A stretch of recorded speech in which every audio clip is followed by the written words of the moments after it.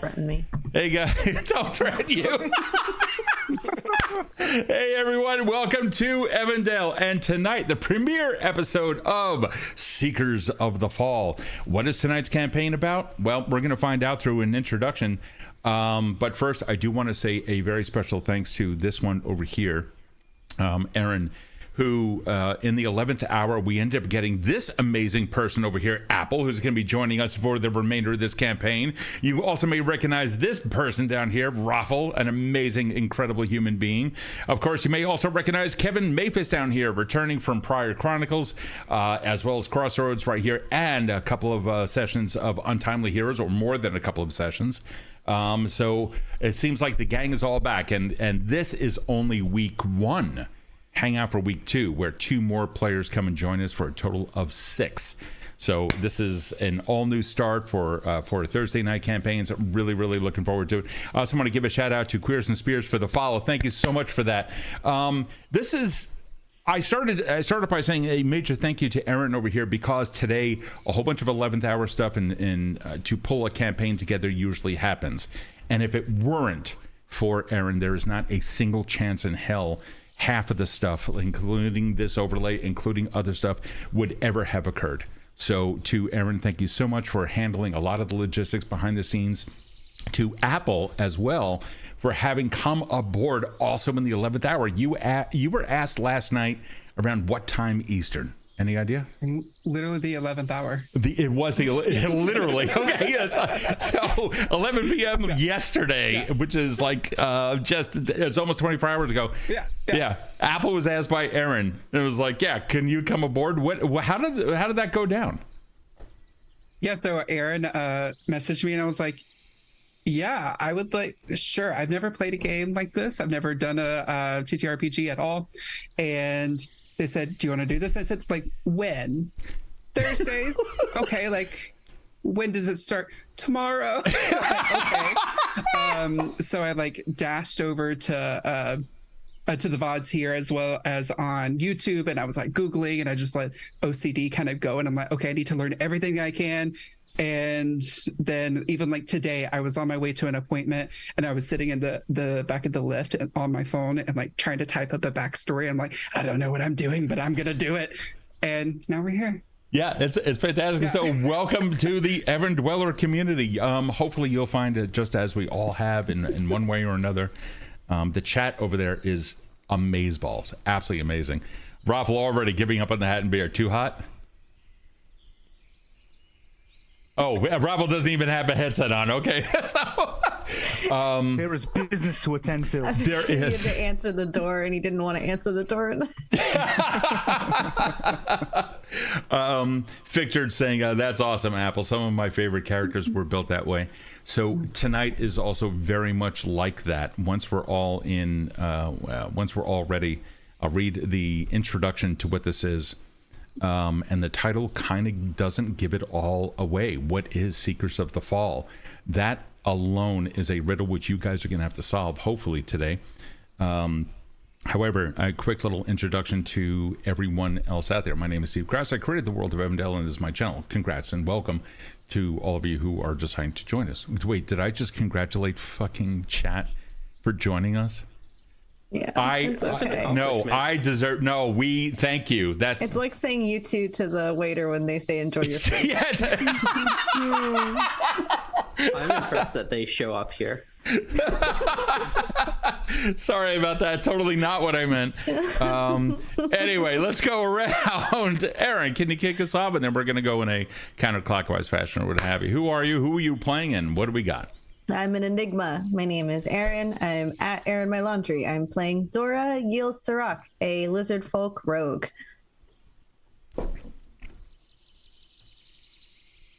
This guy. Oh, I didn't see the finger pointed. Hi, I'm Kevin. I'll be playing Karl Hexbane, and you can follow me at Twitter at Kevin Maphis, Maphis, if you like them tasty leftist memes. We have ROFL. Hi, I am ROFL Iron Chef. I work here. I'm playing Alvin Noosebound, a gnomish alchemist. Is Noosebound a prophecy? Oh, Noosebound is just something his parents used to say. I guess we'll find out. Yeah, we're gonna find out about that. Absolute bullshit. A little bit of tension. And lastly, Hi, I'm Apple on Twitch at twitch.tv/Appleglass, and I am playing Frenell Leega, who is a red-eyed, purple-haired gnome. fantastic. So, who are these people in all actuality? How do they fit into the world of Evandale? Well, I guess we're just gonna have to dive right in and find out. Let us begin right here. Get this. I told you, tech things are going to happen already. In the farthest reaches of the frozen north, a star fell from the heavens, its fiery descent a stark contrast against the icy expanse of Yurunde.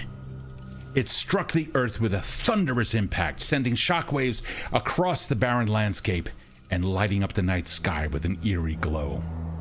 Almost immediately, the forces of Yurunde descended upon the site, their swift and secretive response raising eyebrows in the courts and councils of neighboring nations. Meanwhile, in the heart of the country of Dretnak, within the hallowed halls of the Vanguard Society, a decision was made. A team of skilled individuals, each with their unique talents and backgrounds, was assembled. Their mission? To travel to Yurunde, to investigate the meteorite crash site, and to uncover the truth behind Yurunde's sudden interest in this celestial event. Before you is that team. The journey from the society was long and arduous, taking you across vast plains, through dense forests, and over towering mountain ranges. For a week you traveled, your path marked by the changing landscape and the challenges you faced along the way. Finally, you arrived at the outskirts of the impact site. From a hill overlooking a crater, you can see the Yurunde forces encamped around it, though at a distance, their tents and banners a dark stain against the snowy landscape. The meteorite itself lay at the center of a reddened crater, the bulk of it far beneath the surface. Your mission has begun. The world is yours. Ask any questions you so wish. That includes anything about the country that you now find yourselves in. Welcome to Evandale, guys. It's all yours. How's the weather? Cold, biting. Any exposed skin, by virtue of the wind, or thanks to the wind, is quickly reminded of how fragile you are as compared to the elements. And yet, as you look down below, you can see so many of those individuals, while they are piled on with furs and other things. You also see a few who have adapted over eons to this kind of landscape. Rune giants, tall and thin, their skin charred black, glowing runes covering them entirely. These are the inhabitants of this land. Others, humans, some elves, a couple of dwarves as well. They also stand around the crater. All of them, well, the common races or common ancestries, we'll say. They are seemingly okay. They are completely bundled up. It's the indigenous people you need to worry about. They can move freer than those so bundled. Speaking of bundled. Zora, the cold-blooded one. Wrapped up in I think she's probably bartered all of her rations for people's extra layers. So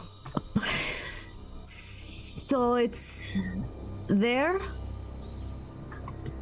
I can't tell. Fascinated by this soil. What is this? Is this very iron rich, isn't it? Noting. Scrolling through his. Oh, go ahead. He's scrolling through his tome, and he's like, I believe it is called permafrost. The ground is very hard, and I'm trying to recall information about the people here and what their likeness is for strangers. Let me see what I can find.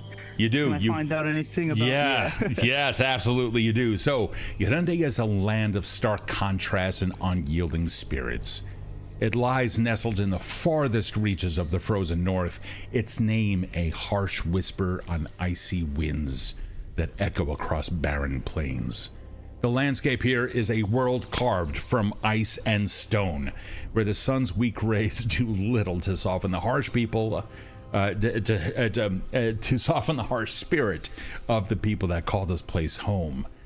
And ruling with an iron fist is a despot, Yurundar, a rune giant whose faith in Chrysera, a deity of survival in icy cold, is unshakable.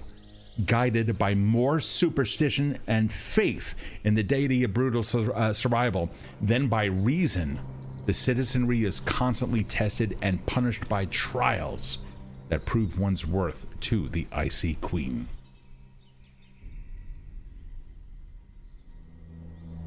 Frenell is just looking over in a corner, drinking some hot tea, looking over at Zora and like, why are you so cold? Like, what's wrong with you? Why don't you drink tea? Tea? Where did you get tea? There's nothing here. How did you get that? How did you heat it up? And you don't even share. Oh, did you want some? Well, not now. I'm perfectly fine now. But I have another. I have another mug. If Yes, you I'll would take like. it. I'll take it. I'll take it. Yes. I suppose we should try to find the leader. I'm assuming it is the large gentleman over here, and try to see what they know. Kevin, give me a perception check. So perception in Pathfinder 2E works as if it were insight or something along those lines. Usually there's bonuses for individual skill actions, but in this case we're just gonna roll straight up perception. If you happen to have anything that will give you a little bit more insight to people's personalities, like a sense motive, by all means. Let's see. First roll. All right. Hey. 19. Nice. So it seems like you are the one who is most educated about this place, having taken notes with you from the society. You've studied their culture to some degree, or at least what the secretive nation allows to escape its borders. You don't see the leader, who would traditionally be bedecked in all sorts of accoutrement as befitting a person of that title. We're talking about a despot, so we're looking at major amounts of ego, and it all needs to be fed and very ostentatious. You don't see that. Instead, what you see here is some run-of-the-mill soldiers, as well as a couple of rune giants, which you can assume are the upper echelons of society. Yeah, we'll start with the tallest of the rune giants then. Because I will assume that height is very important amongst these people. Excuse me. Oh, okay. Well, hold on. You're on a hill looking down at these at these people. We got some travel to do. Yeah. So I didn't want to just say, and you find yourselves at the uninvited barbecue. I didn't want to do that. So I just want to make it known, I found that height comment most distasteful. Well, it is a different culture. They are very self-absorbed in their height here. Don't worry, Alvin. You're the most important. Flattery will get you everywhere. Exactly. We have to, Most important, yet didn't have tea for somewhere so cold. And yet I grew quite the beard in advance. Very fair. We do love our gnomish women and their beards. So who are you trying to call the tallest one down there? I think we should make our approach probably introduce ourselves and then go from there. Yes, I think that might be best. Kevin, give me a recall knowledge check. What knowledge does your character have? So the good news is, if I'm doing,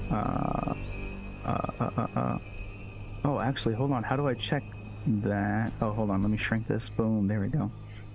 So with recall knowledge, with a thaumaturge, I don't think that's going to come in handy right now. I can do curses and creatures, and hexes. And then as far as other skills, I mean, I can try religion, society, occultism.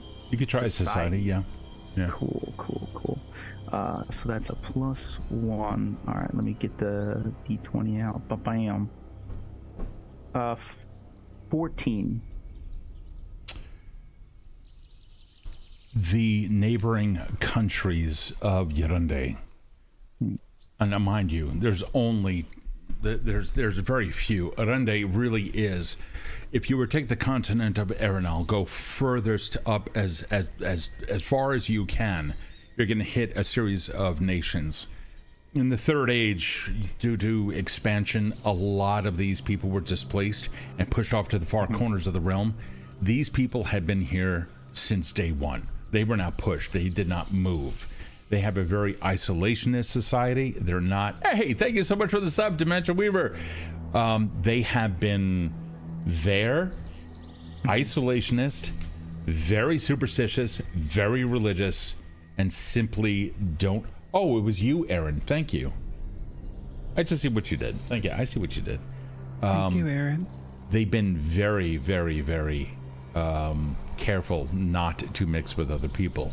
You have heard rumors that they will kill any outsiders on sight. Now, when you guys arrived, I'll let you determine the time of day. You would have had control over that.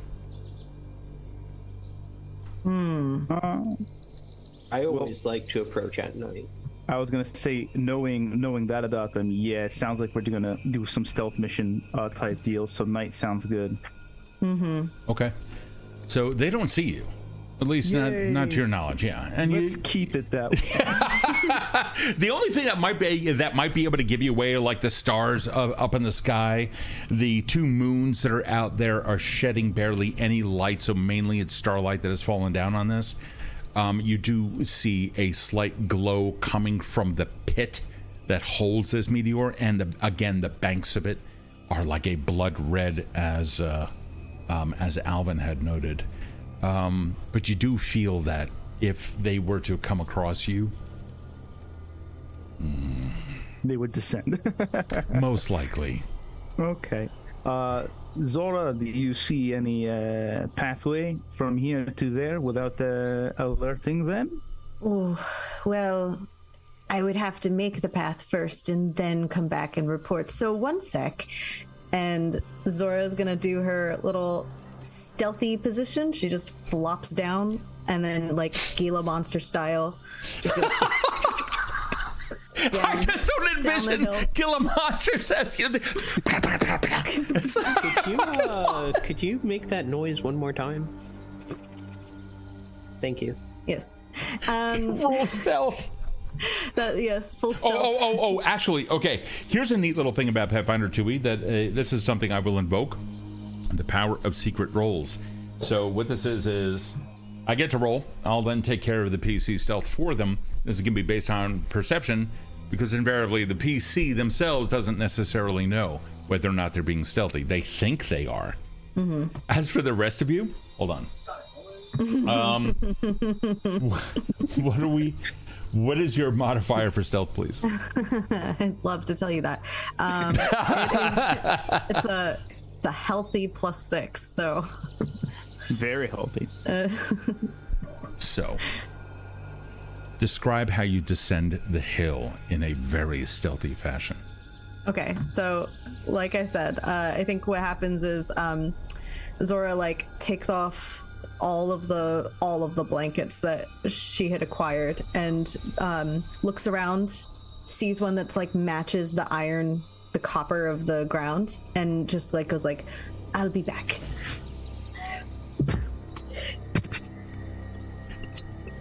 And goes down the hill. The body initially disappears under the snow so well. You begin realizing, Oh my God, we are amongst excellence. And then Zora hits a rock, immediately comes up, lands down on the snow, goes straight down. Legs are flapping and everything like that. A whole bunch of people down on the ground start turning their heads to look at a hill in the distance. Gang, how far away was this hill that you guys decided to come up and that you guys wanted to crest? Oh, not far. On the count of 3, everybody say how small they look from where we're at. 1, 2, 3. 12 feet. Yeah. 20 to 12 feet. 20 to 12 feet. Adjacent tile. I'm interested in what they're saying and, local gossip and... Well, okay, now, to be fair, buddy, you're only one person, so hold on. Kevin, how far away do you imagine you were? I mean, I would have assumed at least, and I hate to be very American here, but 3 football fields. 3 football fields? Okay, so 900 feet. Okay, Apple? So how I see it is we're looking off into the distance and we see this place that we think we're going, but as soon as we sort of are coming over this hill, we realize we're not actually going to that one way far off. That's 3 football fields. We're right there. There's a camp that's even closer than where we're actually going, and so it's just kind of going directly into this nearer camp that's just a few feet away. Is it a few feet? Or what Alvin was saying. Okay. Not very far away. Yeah. Okay, so it's mind you, hills are large, so where you are and to the camp itself is going to be a little bit of a distance. Erin? I was gonna say somewhere in the middle. I don't think Zora adores Karl, but there's no way she'd get paid. She wouldn't get paid enough money to go 3 football fields. In the ice and snow. So, with limbs a-flapping, down the hill you go. You make your way down there. You find yourself grinding nose to heel of somebody down at the base camp. The meteor, mind you, or the meteorite, landed we're going to say, about 300 feet away.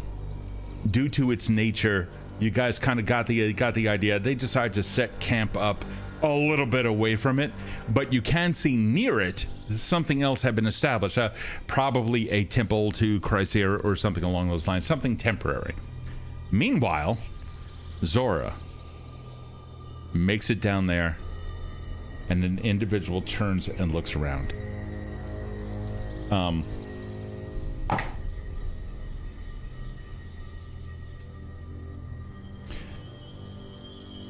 You have a +6? The individual lifts their foot after looking down at the ground. What you guys see is a large bump in the snow, all sorts of Zora shaped. The guy lifts his foot up, shakes the frozen stuff off, and just resets himself and continues to look off in the distance. Yeah, Zora's defense mechanism as a lizard is to play dead. So as soon as enough time had passed, she is going to backwards all the way up. You start going. Yeah. I push myself on my belly up the. I just. Yeah. Okay, that's awesome. Through somehow, you guys heard Zora the entire way. Somehow, some way, though, the people down there did not. Somehow. Okay, don't go that way. Oh, did you go back to them? Oh, yeah. I'm going back up the hill. Okay. It's a hill, which means it's not a pimple. It's a hill. Yeah. Okay, yeah, so you're going quite some distance back up. Ass first, going straight. Okay, all right. Well, I have to report back to them. So I'm at the top of the hill. I'm like,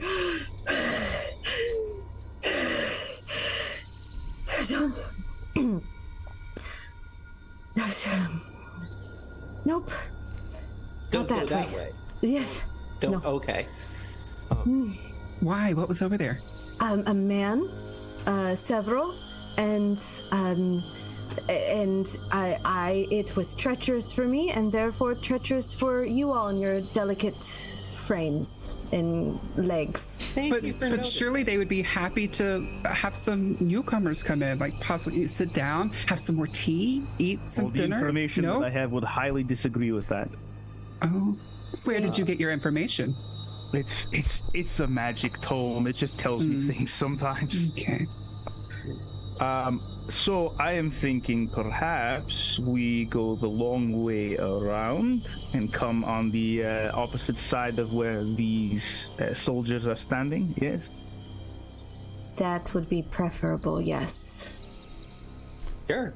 Perhaps, though, well on the way, we might listen in to hear a conversation from them. Yeah, and if we learn happen to something get about this meteor. That if we happen to get close enough, they seem a bit terrified of it, which good for us. So perhaps Good we'll for get us. there first. So long as they're not doing it for good reason. See, it could be bad for us because it could be. Is your intent to descend the hill to listen in, or to get closer to where the meteor is? I was just hoping they were both in the same direction. No, they are literally at the bottom of the hill, as we just found out. The meteor is some 300 feet away. So let's say Can we tell if they're talking? Oh, they're talking. They're gesturing to each other. They are all setting in for the camp for the night. all right. So let's say this is where the meteorite struck, and then they're like here-ish, looking at the meteor, and we're up here on this hill. Yeah. This is what. Think of it more as a triangle. You're here. Okay. They're here. Meteor over here.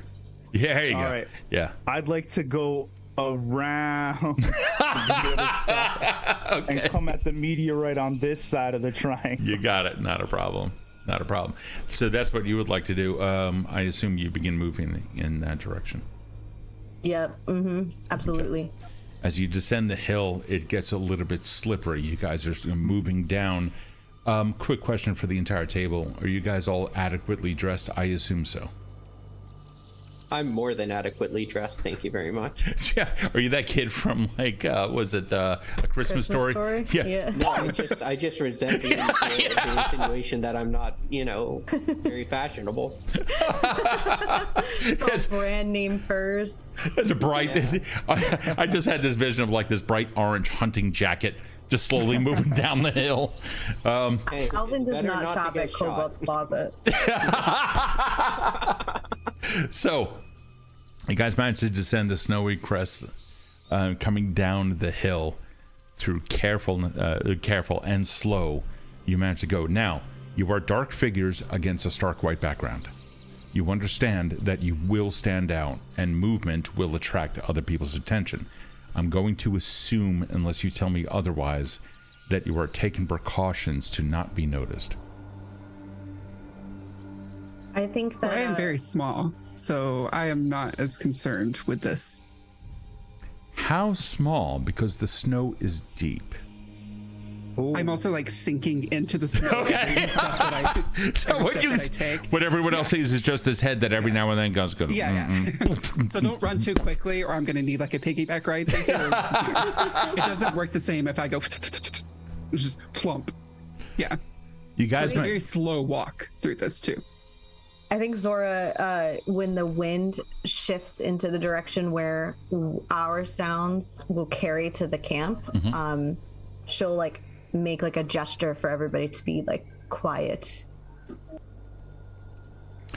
when you guys finally get down to the bottom, thankfully, you got there no problem.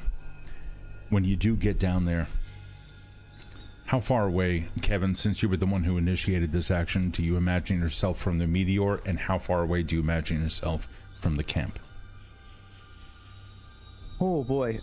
During our travels, or once we arrive to where I'm looking to get to? Once you arrive. Okay, once I arrive. However far they were on their side of the meteorite, I would at least like to be half as much closer to the meteorite. Okay, yeah, that is completely doable. That won't be a problem. So now that you are the snow melted. Yes. But what is it hot? It is. The snow has melted. It is definitely warmer. So of course the impact itself, which had occurred some days ago, and there's still a haze in the air from the dust having risen. There is some icy formations that have formed around the crater, as is necessary. Immediately vaporized water from the snow, came up into the air, immediately froze in other parts and came down. But in certain other parts, you can see it. That's how cold it is. Could I clarify? Is the ice reforming around it? Not actively. In other words, as a pace that you would expect. However, the crater itself does have a, shall we say, a border of just bare earth. Could I run a test on some of this earth? Sure. What would you like to do?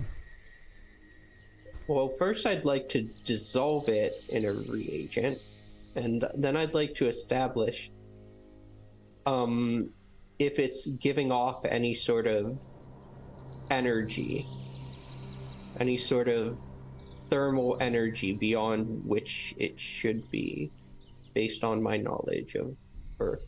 Sure. Yeah, Can you... I'm suspicious. Absolutely. Can you roll alchemical lore for me? That's exactly what I love to do. Alchemical lore. Alchemical lore. So this is my first roll of the game, so I am figuring out how to use this. Not a problem. You can just click on the +6, or excuse me, on the die to all the way to the right. Next to the word alchemical lore. Yeah. And I'll have it be visible to everyone. So that's a 15.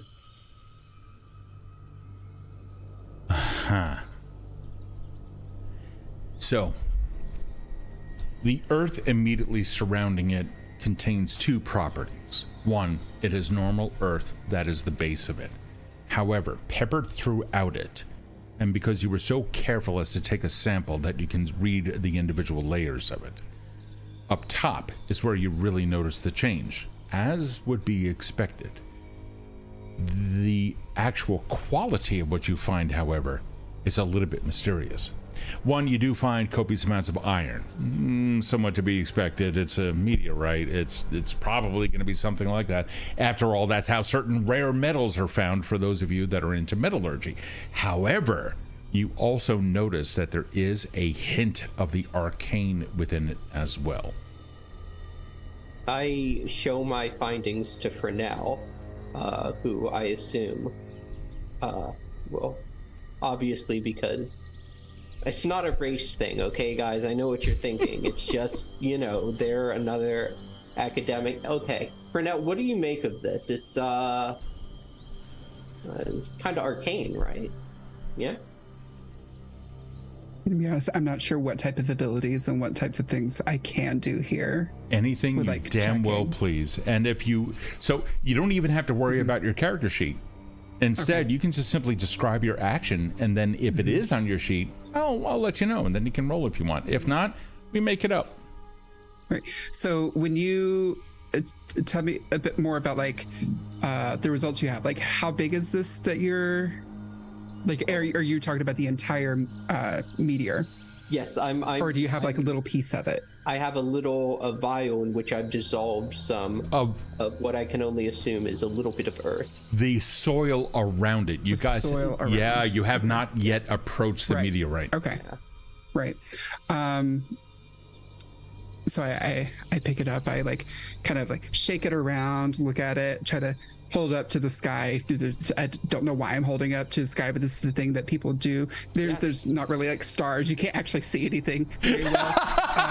It's like complete posers holding up it's like people holding up a glass of wine and twirling it because that's what people do on TV. Exactly. And this is what I've read in all my books. This is what you're supposed to do, and it's what I would do any other time, right?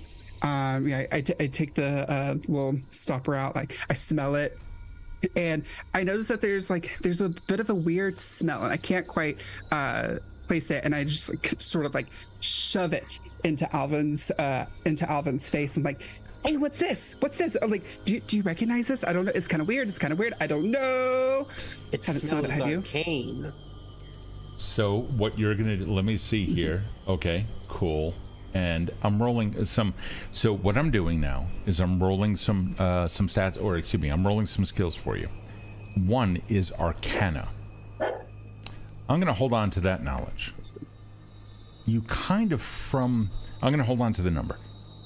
What you get from it is that which you recoil from.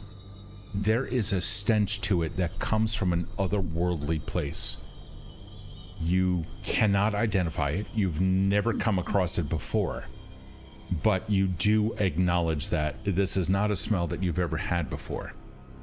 It smells in a way, a combination between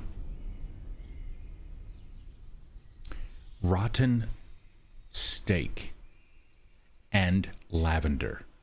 Somewhere in between. The second one... It smells like orcish perfume. The second thing that you get, we're going to roll occultism. Occultism, in this case, in this game, occult knowledge. So, mind you, magic comes in 4 different flavors in Pathfinder 2e. You have divine, which is, comes from the gods, that kind of stuff. You have arcane, which is more a manipulation of the magic that exists in the world through mortal will. You have primal magic, which is dictated by nature on your skill sheet. Primal is pretty much what you think of, the energy of the land and the manipulation thereof. As a druid, you certainly understand that. And occult. Occult is the weird stuff that exists between the planes. So it's neither nature nor arcane, nor it's that weird stuff. All right, so having said that, you've also rolled occult. Yes, I rolled it. 16. You got a 16 on occult? I did, which is funny because I'm not that good at it. Well, that's the nature of die rolls. Frenell, since you were the one with the sample at the moment, there is a nature about this. You're a druid. I'm going to speak to you in terms of a druid. When an avalanche comes down and completely flattens a village, it is not done with malice. It is done because it is nature, and therefore it is completely unknowing and uncaring. Of course, you as a druid understand better. You understand that the land is in fact very much alive. And when I say land, I mean with a capital L.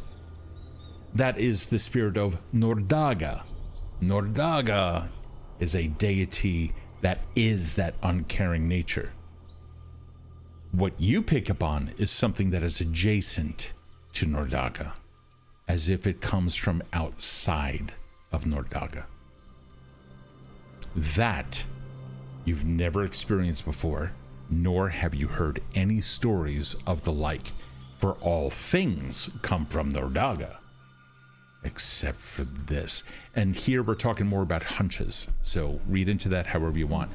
Before I turn it back over to players, Alvin, you said that you also rolled occult.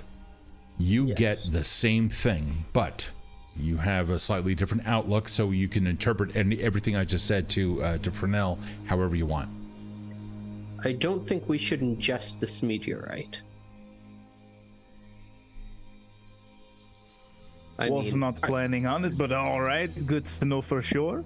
Well, even just a taste, I don't think we should. Are you sure? Yes, because, and this is very important,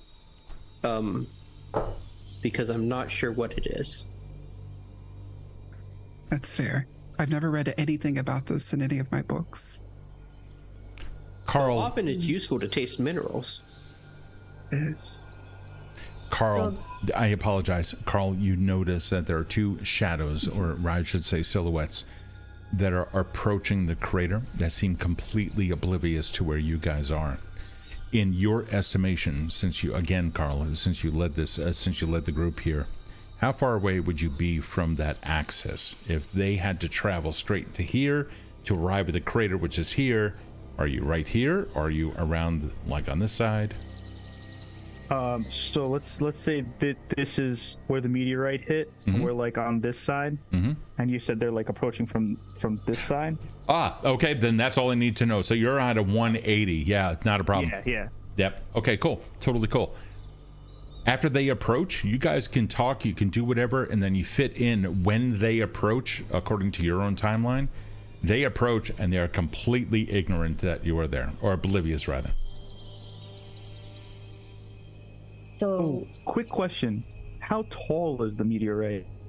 The meteorite is buried in the earth. You don't see so it. it's below us. Oh, very, very far down. Dig Yeah, it. yeah, Oh, interesting. yeah. However, since you asked that, give me a perception check. Everyone can give me a perception check on this. Oh, nice. Perception check. Perception check. Oh, let's go look.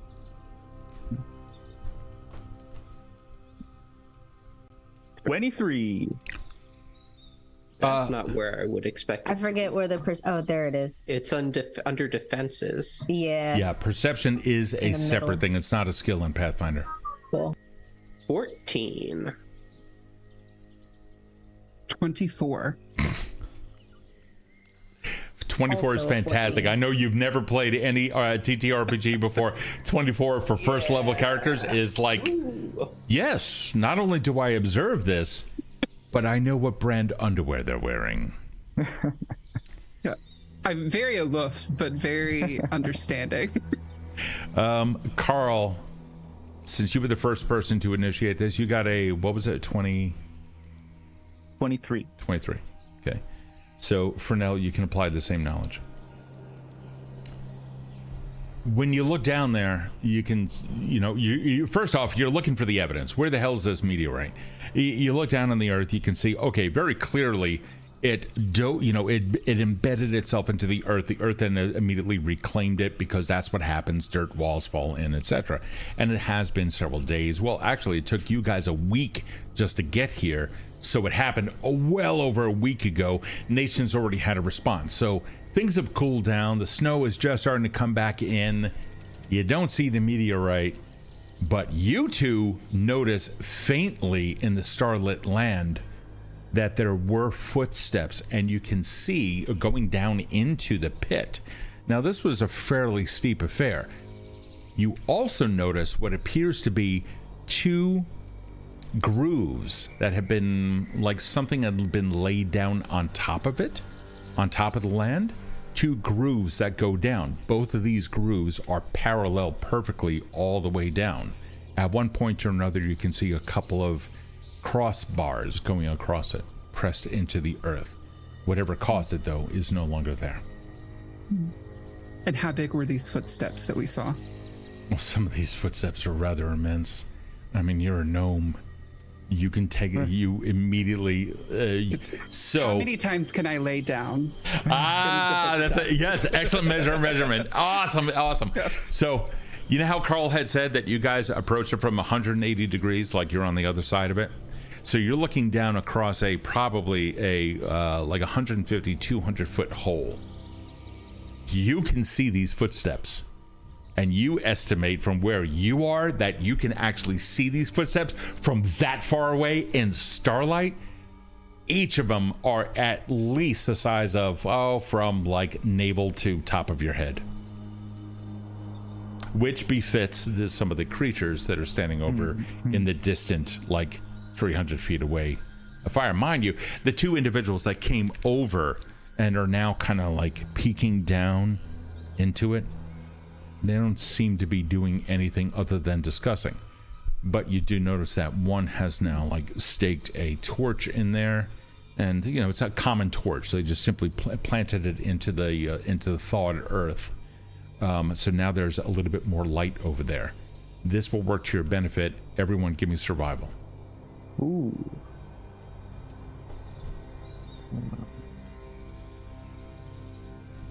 Oh gosh, +0. How do I roll it? 24. I'll just roll a 20. Yeah, look on the dice on the right hand side of your skill list, and you can click the die. I got a 10. Okay. 18. 18. Okay.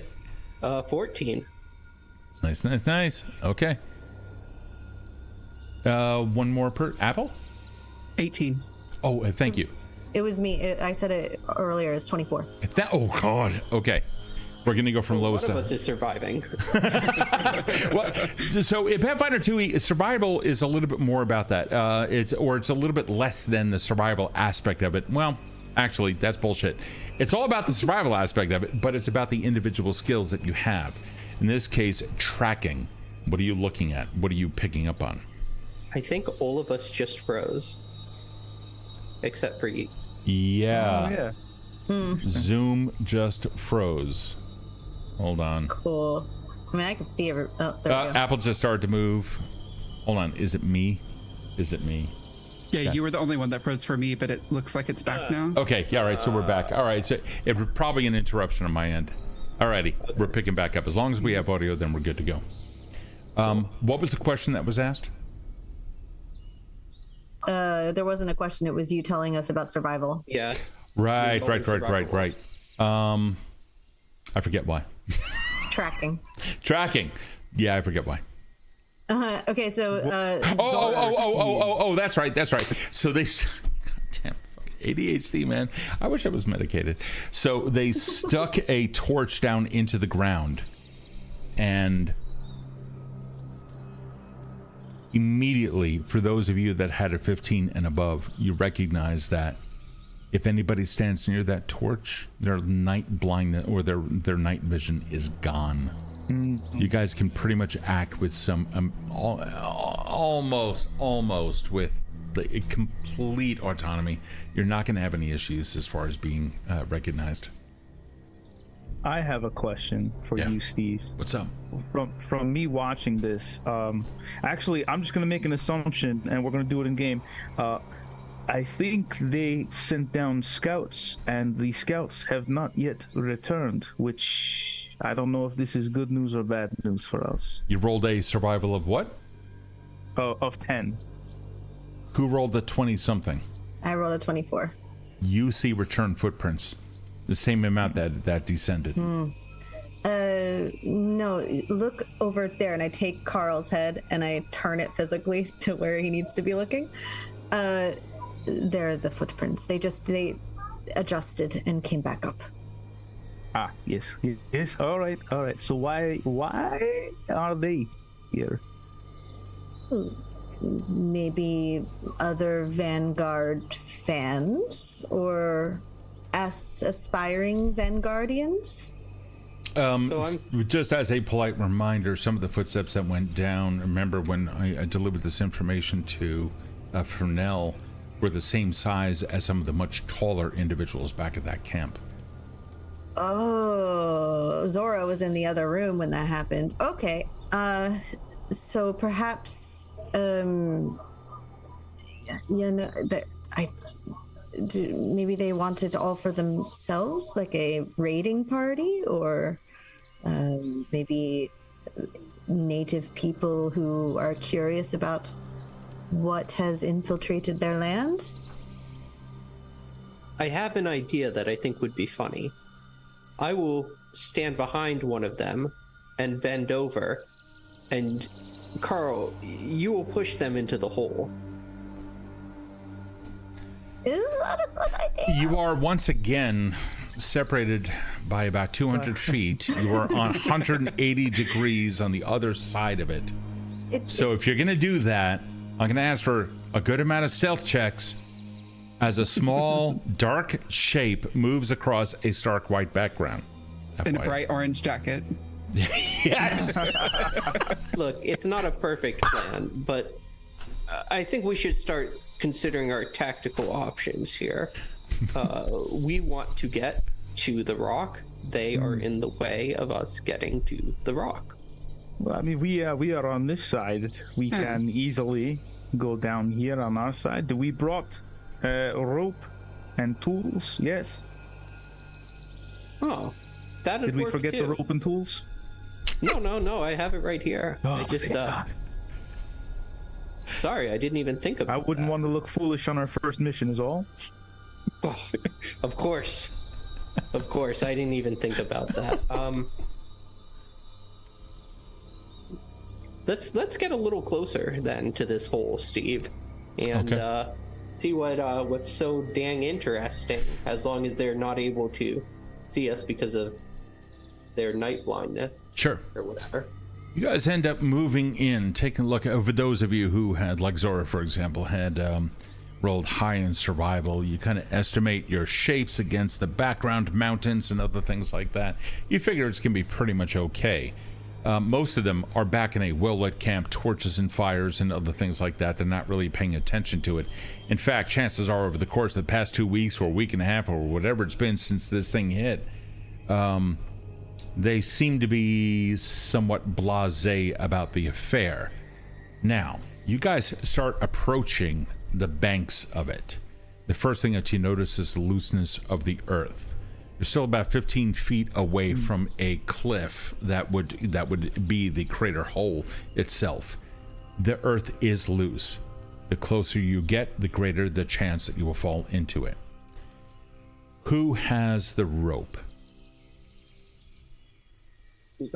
Yeah. Perfect. I believe, yeah. Okay, I perfect. think some of us will, right? Depending on what kits we got. Yeah, I have 50 feet of rope. Yeah. I think all of the kits come with like 50 feet of rope, so not a problem at all. For those of you that don't know Pathfinder, you would roll athletics as a climb action. Each of the skills in Pathfinder 2E have a set of skills that are performed. Don't worry about knowing them, memorizing them. That's all horse shit. Again, explain whatever you wish, and then I'll just tell you what to roll.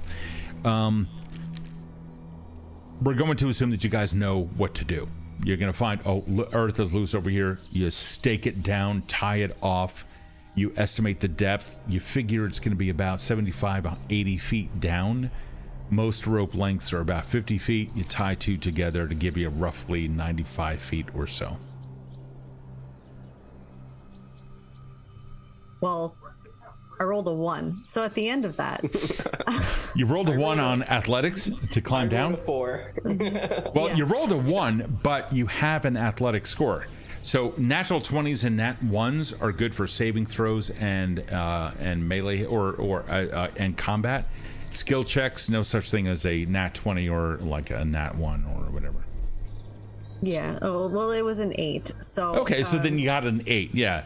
You don't want to misrepresent yourself, because sometimes the DC will be like 10, right. you know, and so Well, I figured, so Zora, like, as Zora's feeling a little bit arrogant, so she says, I will go down first, and then I'll tell you when it's safe, just like the hill, but this time no rocks to hit, yes?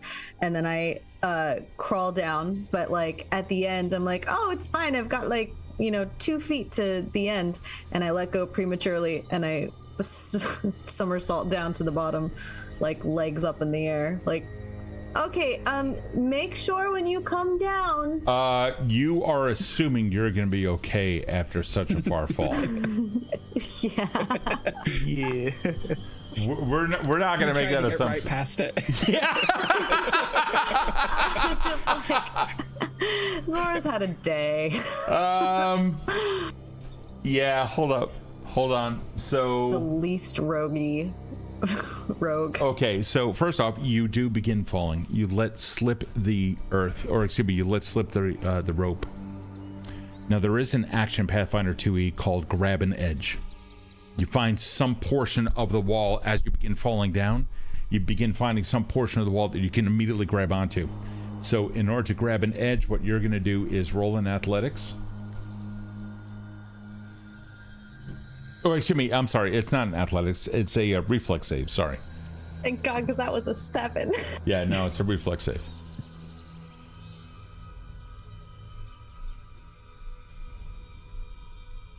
$16. It's like they always say, a lizard always lands on its feet. That is what they say, yes. Okay, I'll describe this, and I'll let you know whether or not you succeeded. In a way. For those of you that saw Zora go down, she went down confidently, and the rope remained taut. And then it wasn't. There was a little bit of slack to it. It kind of like lay down on the ground where it was. What are you three doing? Hey, you got any of that tea left? I would very much like to help support the rope and make her life as easy as possible. Sure. So keep in mind, she went over a cliff, okay, and it's loose dirt. Now, are you on cliff's edge looking down, or are you back a ways where the anchor is of the rope? I would say probably by the anchor, if we're going down one by one. Sure. So you kind of tug at the rope a little bit, and it's free. You don't feel weight at the end of it? I feel weight at the end of it. You do not feel weight at the end. Okay. So I would immediately, while holding the rope, make my way towards the edge and see what I can see and try to go in after. Sure. Yeah.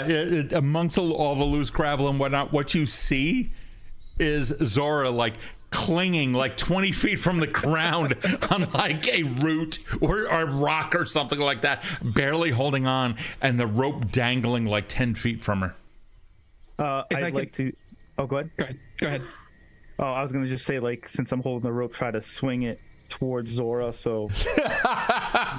Zora, give me a reflex save. Not a problem. So, the thing that you were talking about earlier, like the grooves going down and then there was a bar, where are we in relationship to that? Like, is that going 180 down, degrees on the other side? It looks like that they had used a ladder at some point. They put a ladder down there, etc. So we're about 200 feet away to try to... Okay, so not likely that we can run down there and catch her either. Okay. No, you guys decide to go... Thanks to Karl, you guys decide to go 180 degrees, wink, 180 degrees on the other side, which is fine, which is good, because that allowed you to do this completely unnoticed. So, Zora, what'd you get? I got another 16. So No. 16 is fine. 16 is more than fine. I figured. So I was just thinking in my head, like, as Karl's like swinging it, and I'm just like looking like, are you incredulously like, what do you expect me to do? Because I'm holding on like desperately. So I like with my lizard tongue, I'm just like trying to catch this rope, and then once I do, I'm able to like pull it and then like grab it with my teeth and then like go like and grab the rope. You do, finally. You magic grab onto it, and then you can complete your descent or ascent. Do you want to go back up, or? Oh, no. I want to go back down this time. Okay. While Zora's going down, what are you guys doing? I'll follow. I rolled a 4 for athletics, so I'm actually waiting for everyone else to climb down so that I can fall on top of them. I mean, I got a little bit of 12, so I mean, let's see how that goes. Yeah. Well, you guys can soften the. You can completely narrate your own way. You figure it's it's gonna be like a DC 10, 12 or so. Oh, sweet. Yeah, you have the rope in front of you. If you roll lower than that, you get to describe. You guys take it from here and let me know when you're all down at the base. And just so I know, how far, Zora, how far down is it? It's about 2 ropes down, but Sweet. You have to go all the way down. Don't do what I did. Definitely deathful. Got it. And he'll carefully climb down. Maybe the short ones are last. Okay, you can do it. Yes, this way we can catch them if they fall. Should we grab each other's arms to make like a little trampoline? As you start to do that, I grab all of the blankets that you left up top and I drop them over so that you can catch us in them. Yeah. Excellent. Okay, I hold this side, you hold that side. So I've made my way down. And I go ass first. Alvin, you can do it. I ask first, is this my custom? I begin to climb down, and I didn't realize how cold it was and how that makes your hands work less good. And I begin to slip. Oh no, I'm falling faster. No, we have you. Like, trust us. We can do this. Trustful. I tumble down. Oh. We've got you, Alvin. It's okay. Oh, thank goodness. Thank goodness for those blankets. Yes, that was a very, very good idea for now, and I'm gonna bundle myself all the way back up with the blankets. Alvin, give me a reflex save, please. Every time we think we get him. Add your charisma modifier because that was reflex. Oh, I'm good at that. Nice. That's a 24. Nice. Alvin, you end up going like ass over tea kettle, and you're just like tumbling. Can you describe how? Can you describe how you managed to save your shit?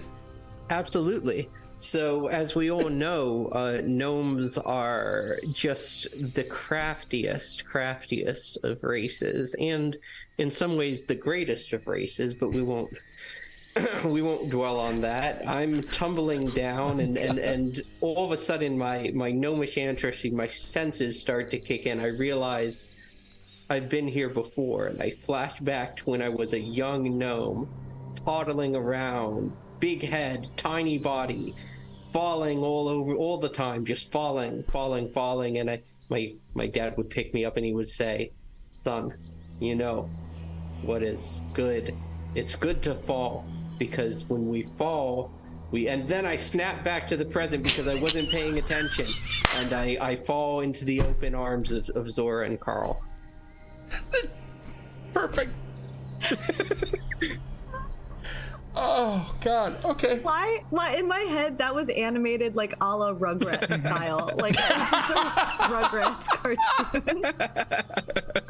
That's awesome. All right. Well, the four of you somehow miraculously are undamaged. You manage to get down there, and you realize that there is plenty of earth. It is much, much, much warmer down here, almost uncomfortably so. At least initially, it is a welcome contrast to what you experienced above. The meteor itself, you can only imagine, is the source of the glow that seems to be coming from some of the soil. A slow, pulsating glow. To a druid, this might be more in time with what some believe, not necessarily you, but what some believe might be like the heartbeat of the earth or something along those lines. Either way, it is there, it is underneath you. You estimate another 10 feet or so, except for one thing. The area that you have landed on is about 20 feet wide. Closer to the other side of the pit, mind you, you came down something that looks like this, right? Or it's actually, it would be more like this because the impact comes in. You landed over here, traveling about 20 feet over to the other side. You see that a portion of it has already been cleared out.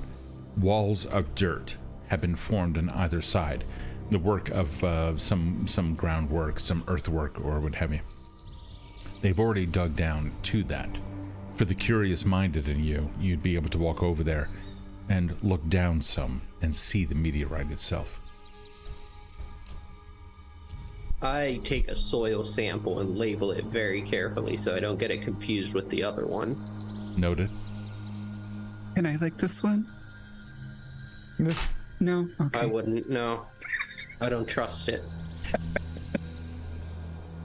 One day. One day. One day indeed, Frenell. So, quick question for you, Steve. When they sent us out here, was this was this a bring it back type mission, or was this a come back and tell us what you found kind of mission?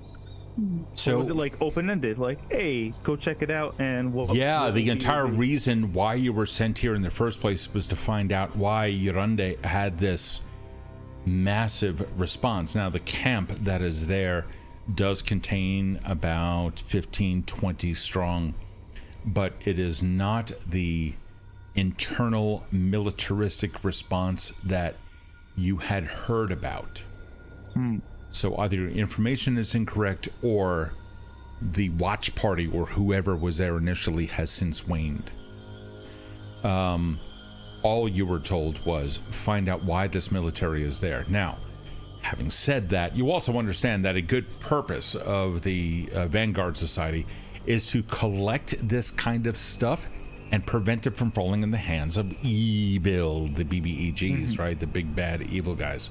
So you don't necessarily note anything here that is inherently evil. I mean, there's no demons or devils and whatnot walking around.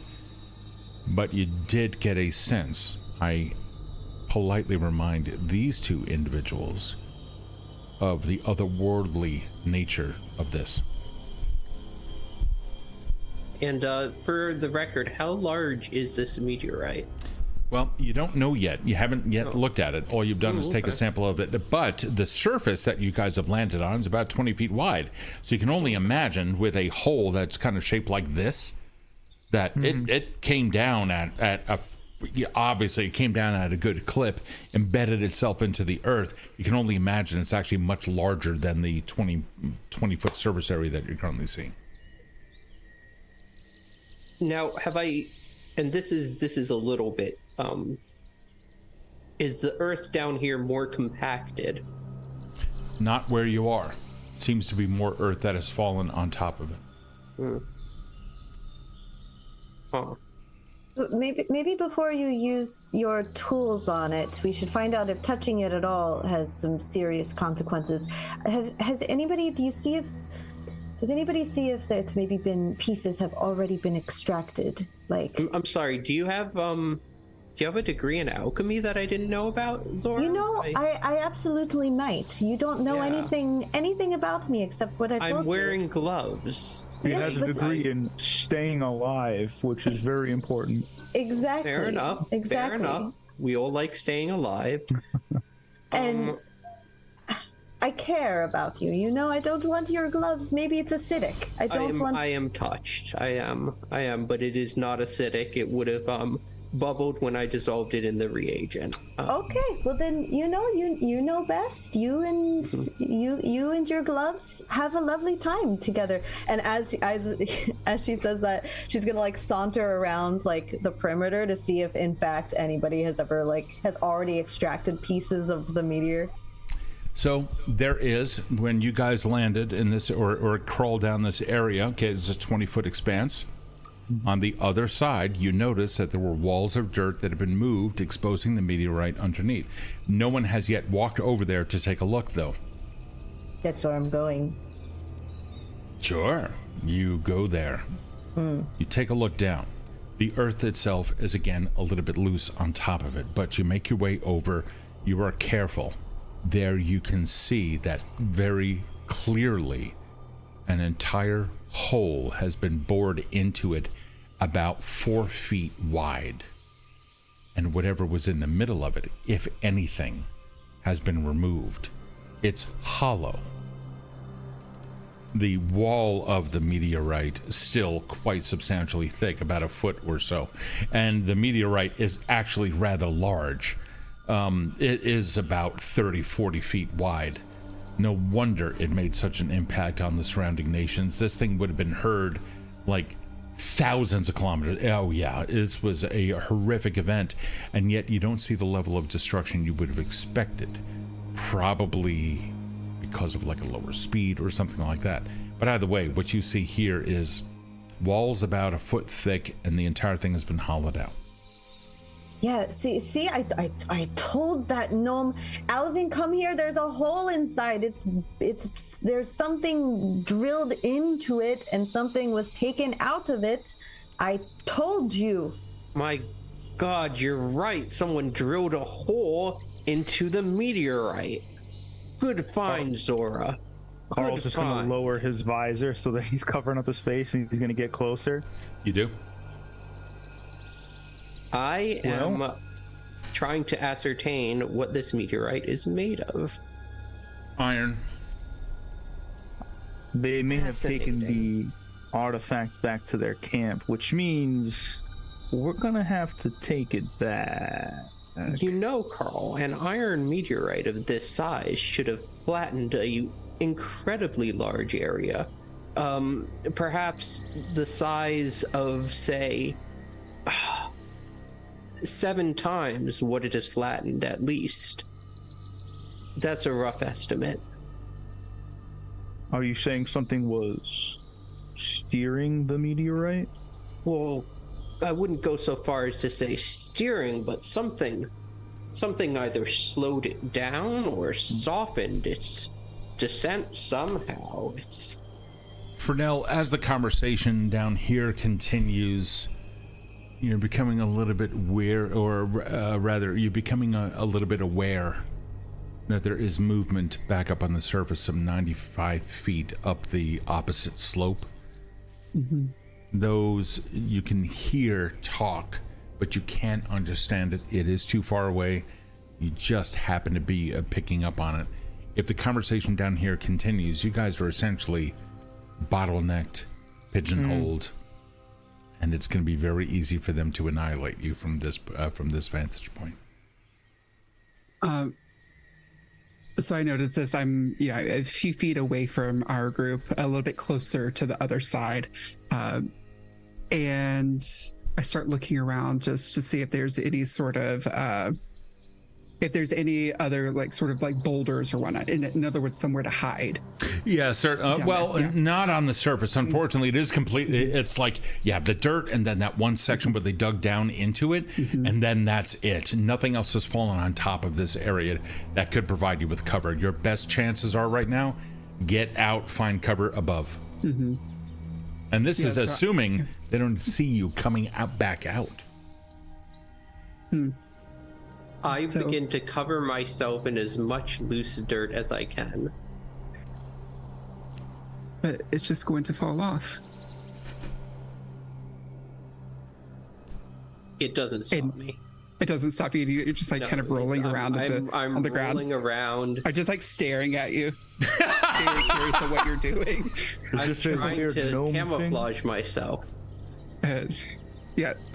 Karl leans over and asks me that, and when you get caught, I'll rescue you. I don't. They didn't do this back home. I don't know what he's doing. This is just an Alvin thing, then. Yeah, I think so. Oh, okay. Yeah. But then, I see what Alvin's trying to do, and I said, "Hey, it's very moist here," and I go over and I find some moist soil, so I start to try to make some mud. I'm like, "You could use this maybe," and I just take a whole fistful of mud and just throw it at you. Oh my God, are we having a gnomish mud fight? Yes. It just goes into your beard. I do it back. Yes, this is happening now. The two gnomes in the party have begun to fling mud at each other and cover themselves in mud and grime, and in what was first an attempt at survival has now become a joyous occasion, something to be celebrated and shared on Instagram. Hey, Karl. Yes. Yeah. Oh. We're gonna die, aren't we? Karl, you know the kind of roll that needs to happen right now. The initiative? Not yet. I'll give you perception first. I'll give you perception. Okay. Cool. Yeah, they're involved. So let's get a perception from you. All right. Percepti. Bam. Roll it.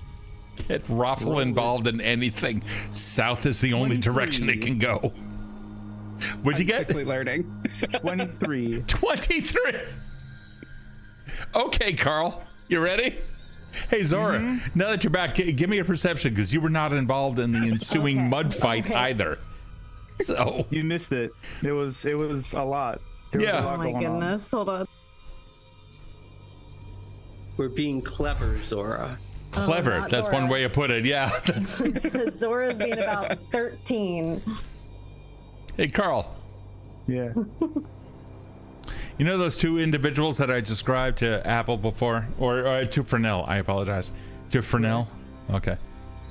They're now kind of looking down, can very clearly see everything that's going on with the gnomish mud fight and all the sound that is generating and how bottlenecked you are. I'm going to give you one more do you have any particular roll that you would like to roll that might describe adequately how fucked you are? A roll to describe how fucked we are? Yeah, you know, like, I mean, it could be, I mean, perception, you did extraordinarily well, but now we're talking tactics, we're talking strategy, we're talking, you guys are at the bottom of a goddamn pit, and there's 15 of them, and some of them are like 20 times taller than these two. Oh, God. Quick question. Sure. The ladder that they have, Yeah. it was like just kind of like hammered metal stuff in there. It's not an actual ladder. You have no idea, you didn't actually see the ladder, you saw the impression that the ladder left in the earth. Oh, so it's not it's not in the hole. Cool. Yeah, so I would very much like to you know, however much feet we have, but run up and grab the both gnomes as they are flinging mud at each other, and basically like just grab them and be like, get up the rope.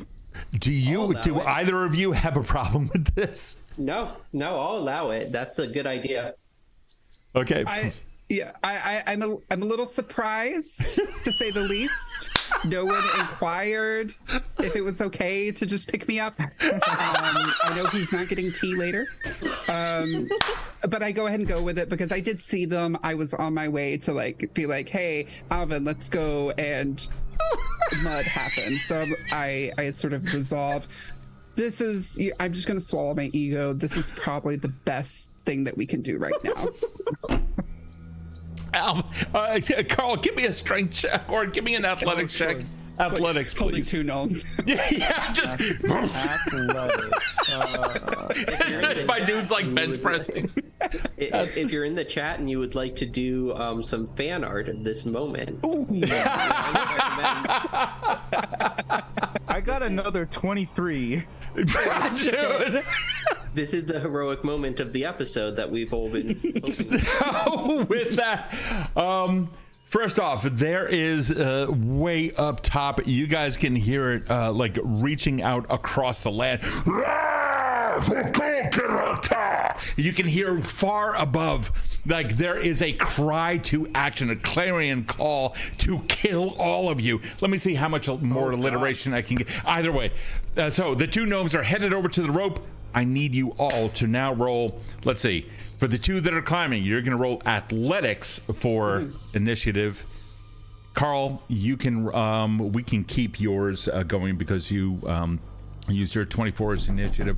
Zora, you can roll probably perception for that. Oh, okay. Let's see what you guys got. I'm so astute. I'm sure you are.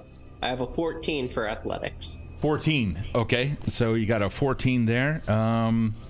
Let's see. Frenell, what did you get for athletics? 16. 16. Nice job. Carl? Oh, you had a 24 for your perception? 23. 23. Thank you. And Zora?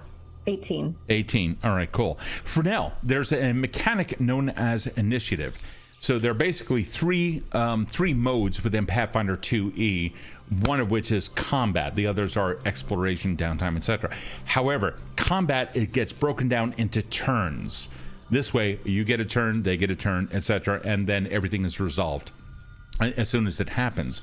The order in which you go is dependent upon a roll that you make. The kind of roll that you make is, for the most part, predicated on what you were doing at the time that initiative is called, because you guys were in the process of climbing. Athletics at this point is going to go, how fast can you possibly scramble up this rope before the shit really hits the fan? However, at the top of the initiative, we do have Carl, who noticed all the stuff going down, and then we have Zora, then we have Frenell with a 16, and then we have Alvin. Now I get to roll theirs. Also, everybody's turn is 6 seconds long in like real life, not in real life, in game life. So like it's each round. All of your turns form a single round. That round is 6 seconds long. Yeah, that's how quick combat happens. So like 6 rounds, a whole bunch of dice rolls that could take like an hour in real time to resolve really only happens in a period of 6 seconds. Cool. was about to say, don't make me make a decision that quickly. No. No. You're fine. I mean, something else to embrace when you're playing like a TTRPG is the chaos of the moment. Embrace it. It's perfectly fine. A lot of people freeze. Some people snap into action. Whatever it is, however you behave is how your character behaves. And so don't worry about quickness. You're not supposed to be quick. It's chaos. It's combat. You are totally permitted. In fact, I encourage you, completely fuck things up. So, having said that, Karl, you with a 23. Any particular action that you would like to take, including holding or reserving? So I see these creatures, right? Yeah. Well, certainly you heard them. First, you saw them. They looked down the pit. You were like, shit. You then took your action before initiative was called. Yeah, so I'd like, while the gnomes are climbing the rope, I would like to take a look and exploit weakness. So I'm gonna look at these guys and I'm gonna recall knowledge to see if I remember what they're weak against or what any of their antitheses are. So I need to make a recall knowledge versus like a DC, I guess. That's up to you. You got it. What is the recall knowledge skill that you're using? Like a history or it's called exploit vulnerability. Vulnerability. Yes. Okay. Not weakness. Exploit vulnerability. Okay. So I scour my experiences in learning to identify something that might repel my foe. And then I retrieve like an object on my person and be like, this'll do it. Okay. So I need to check against a standard DC for its level. Yep, not a problem. You're going against in this case, the two individuals who are not rune giants. They were common people, so we're going to say it's just like a mere 12. There might be some culture. Are we all out of the pit now? No. Okay. Yeah, here's what happens in combat. That's an excellent question. Thank you for asking. So what's really happening now is you guys were on the surface. Karl then noticed that two people were watching. Then initiative was called because those two individuals are now taking actions against you. At that point, initiative is called. So now the question is, how fast did you guys get to react now that Karl has kind of essentially brought attention to the party of those two above? They then called out. Speaking during a turn is always a free action, so you can always talk. Just keep in mind, the round itself is only 6 seconds long, so we're not talking about soliloquies here. All right. Does that answer? I only rolled a 10. No, that's gonna be fine. You're fine. Is that just normal success? Yeah, it's a human and what you think could have been an elf. Ooh, interesting. Yeah, it's like two of those other types that were there. When they called out, one of them bellowed out in a almost magical fashion. Like, I mean, the voice was deep, and that was like, that does totally not befit them. So something else is definitely going on there. As far as weaknesses go, they bleed. They will bleed heavily, and they look like standard citizens of this area, albeit completely covered in leather and furs and stuff. Okay, so all of my attacks against these types of creatures for this will be counted as magic for moving forward. Nice. Okay, cool. Yeah. Oh, fuck yeah. And then I guess if there's time, I'd like to start climbing the rope as well if the gnomes have made their way up and there's room on the rope. Well, you kind of threw the gnomes over there. We can assume that the gnomes are on the rope at this point. They have not, to answer like Apple's question from before, they have not yet gotten out. You just simply toss them over to the rope. So I'll hold my action, and then once there's room on the rope, I will also start making my climb. You got it. And I'll end my turn there. You got it. So then we have Frenell on the rope at the base of the rope, like 90 feet above from the surface. We have Frenell, we have Alvin, we have Karl, and then somewhere off the rope is Zora. We now go on over to Zora. Cool. So I think Zora completely missed the mudslinging incident because she was sticking her head into the hollow of the meteorite and like completely deafened her. So when she comes out, it's like chaos. And then so Zora is going to like take out one of her daggers and be like, oh my goodness, it's always something. You two start climbing. And I'm gonna go off to the side of the, like a little bit to the side of the rope, And because she's an unseen lizard folk, she can change her colors to suit the background. Oh, shit. And she also has combat climb. So I'm going to spend the majority of my actions climbing up the cliff face with my dagger and my claws. Okay. As a camouflage person. And as I pass by Karl, I'm going to say, I'm going to take all of their heads. I swear I'm going to take them all, and then I'll take you two, and then that's the end of my turn. So you are moving up without a rope. You're climbing up the dirt wall. Is that correct? Did I hear that not right? Flat-footed while climbing, and I can climb with one hand. So dirt or dagger in one hand, claws in the other. All right, cool. So we're going to assume that when you climb, you're still moving at half your normal speed. Is that correct? As long as it's not flat-footed, then I'm fine. Yeah, no, you won't be flat-footed. You have full ability. You won't be caught unawares. All right, cool. Cora, all right. Sorry, that was Zora. Frenell, you are up. You're currently clinging to the base of the rope. You've been put there by our friend Karl, albeit unwittingly or unwillingly. What are you doing? Question if this is something that I can do. Sure. So I know like one of my spells is hydraulic push. Yes. And what I would really like to do is yell over and say, Karl, climb on, climb on. And as soon as Karl is also on the rope, I do hydraulic push to just kind of like fling us up this like decently like narrow like space to try to like just shoot us out of this hole as quickly as possible. So a hydraulic push I never quite imagined as being like a jet propulsion. A legitimate hydraulic push. Yeah, you're really trying to. Oh, wow. So it's a force that is emanating so I'm directly. like holding onto the rope, hydraulic push, and it just like yanks the rope. You know what? That is such up. a fucking ingenious idea. I love that. All right, so here's what's going to happen. Typically, the force that creates the hydraulic push is summoned into being from you and is just a tiny little distance from you. Therefore, it doesn't push your hand back or anything like that when you go to cast a spell. In this case, we're going to assume that you can augment it somehow to allow you a little bit of a jet propulsion out of this area. Now, hydraulic push, I believe, it can push somebody 5 feet back, I believe, according to the rules. Is that correct? Let me see. Oh, okay. Because I had seen range 60 feet, but different. Yeah, that's the point of emanation. Okay, it says range damage 3d6b plus knockback 5. Yeah, Bruce Lee just came along and gave you the 1-inch punch in your chest. That's where the damage comes along. But it's but they can knock back 5 feet, but crit 10. Okay, cool. So it can do damage, but you didn't alter. You didn't do that. Instead, you cast it downward. You go like that, and it immediately propels you 5 feet up. Now, you have a total of 90 feet to cross. Typically, when climbing, you move at half speed. What is your speed? That's a great question. This is how we learn. It's okay. We're not under pressure here. 25 feet. There you go. So about half that, about 12 and a half or so, about 12 feet or so. So you do typically move a little bit slower than most people, because of little legs.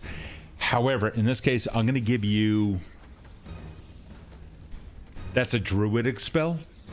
Give me a nature check. That's on your skill list for nature. Let's Bramble see. is so proud. Right? 24. 24. Are you serious? Dude, what was your natural roll? What was the actual D20 roll? Is that the second number, like the plus? No, not the plus. It's the one before that. Oh, like next to the die? Yeah. Yeah, it says 1. Wait a minute. Hold on. You have a nature +6 and you rolled a 24? Yeah. So you got an 18. Oh, is that what I don't know. Yeah. It's like a 1 and then it's like a green die. Yeah. No. Okay. You're all good. You're all good. Die. Dude, you did so freaking well. So that's going to be, oh God, let's see, 5, 10, 15. We're going to say you managed to propel yourself up so far and your druidic expertise totally kicked in that you managed to manipulate it so that you stuck a little bit closer to the wall and you managed to get up by about 25 feet or so, 5 times more than what your spell would normally allow. So you, my friend, Or let's see, you were that's gonna be an They summon Nordaga themselves. yeah, no shit, right? So you were like 65 feet from the surface from the 90 that you were at.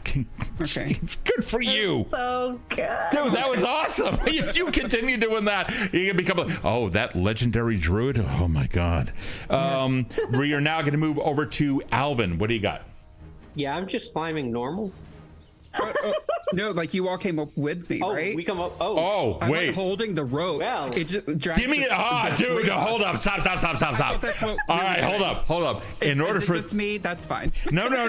This is what I absolutely love about new players to any kind of an RPG. They don't yet know, and this is good. You should never know that you are restrained by the rules, because you're not. You are restrained by your own imagination. Fuck the rules. Dare to suck. So go for it, right? You wanted to do that by holding onto the rope.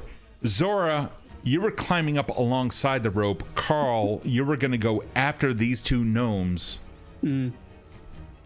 So it's just the two of us. No. I have the rope. No. Karl's hanging down at the bottom of that rope. Give me an athletics check. Yeah, this is you, buddy. Oh, me. Yeah. Sorry. It's all good. Oh, this is gonna be fun. 16. Oh, that's pretty good. I'm gonna leave this up to chat. Fuck! I want you to succeed, but I have to kind of give you the oh, this is so goddamn good. Chat, do me a favor. I want you to roll anybody out there, exclamation point D100. If you get a 50 or below, 72.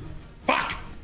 So you managed to jet yourself up by 25 feet. Everyone else moves up by about an additional 5 or 10 feet. Players, keep in mind the numbers that I'm giving you need to be subtracted from 90 feet or so. So keep that in mind. Except for Zora, who just saw everyone kind of go. And Zora's like, Continues shit. to mutter under her breath. I'm going to get them. By the way, Frenell, I forgot to do one thing here that is a house rule on the stream. When somebody follows and it is your turn during combat, at that moment you then get what's known as a fortune. In D&D 5e, it's known as a advantage. That is to say that when you make a roll, you can then roll twice in order to, and then you take the highest number. When they subscribe, which is let's see, who was it? It was JFC X90 subscribed at that time. And by the way, was that sub from anyone on? No, it's not from any of us on the team. Okay. You're rigging it. Oh, it is. It's fucking ROFL. ROFL's doing it. What? What? No. All right. Either way, a sub had been given. That's gonna be the equivalent of a nat 20. JFC earned that sub, I'll have you know. James is like rigged. They came in with great energy. Having said that, okay, so here's what's going to happen. All right, we're going to tell an awesome story with this instead of like fuck the dice. We're going to tell an awesome story. Your idea was so incredible. You used hydraulic push. You managed to get everyone up there. Now you propelled yourself 25 feet up. Because that rope was jerked so hard and you got a 20 plus, what is your athletics modifier? Plus what? 0. Straight 20. That's absolutely fine. You need a 15, so that's fine. You got a 20. The rope then gets pulled up. You guys are also there. You're all holding on to a rope which just has a lot of slack between you, but you're all at that 25 foot mark from 90 feet.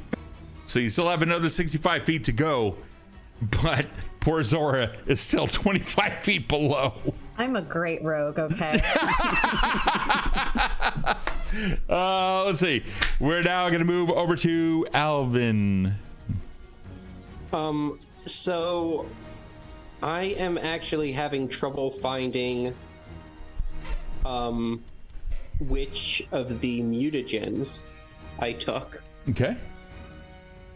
However, I know there's one that increases your climbing speed. So let me take a look here. How quickly can I craft a mutagen? I want to say that's the equivalent of crafting a mutagen is usually done during. I have quick alchemy, so it should be one. That would tell you out of the 3. Yeah. Yeah. Quick alchemy is that lasts until next turn. So quick alchemy is okay. So a little bit of something for Pathfinder 2e. This is unique to this game system. You're going to see symbols next to the word action. Okay. You're going to see like a small square surrounded by what appears to be like a very thick greater than sign.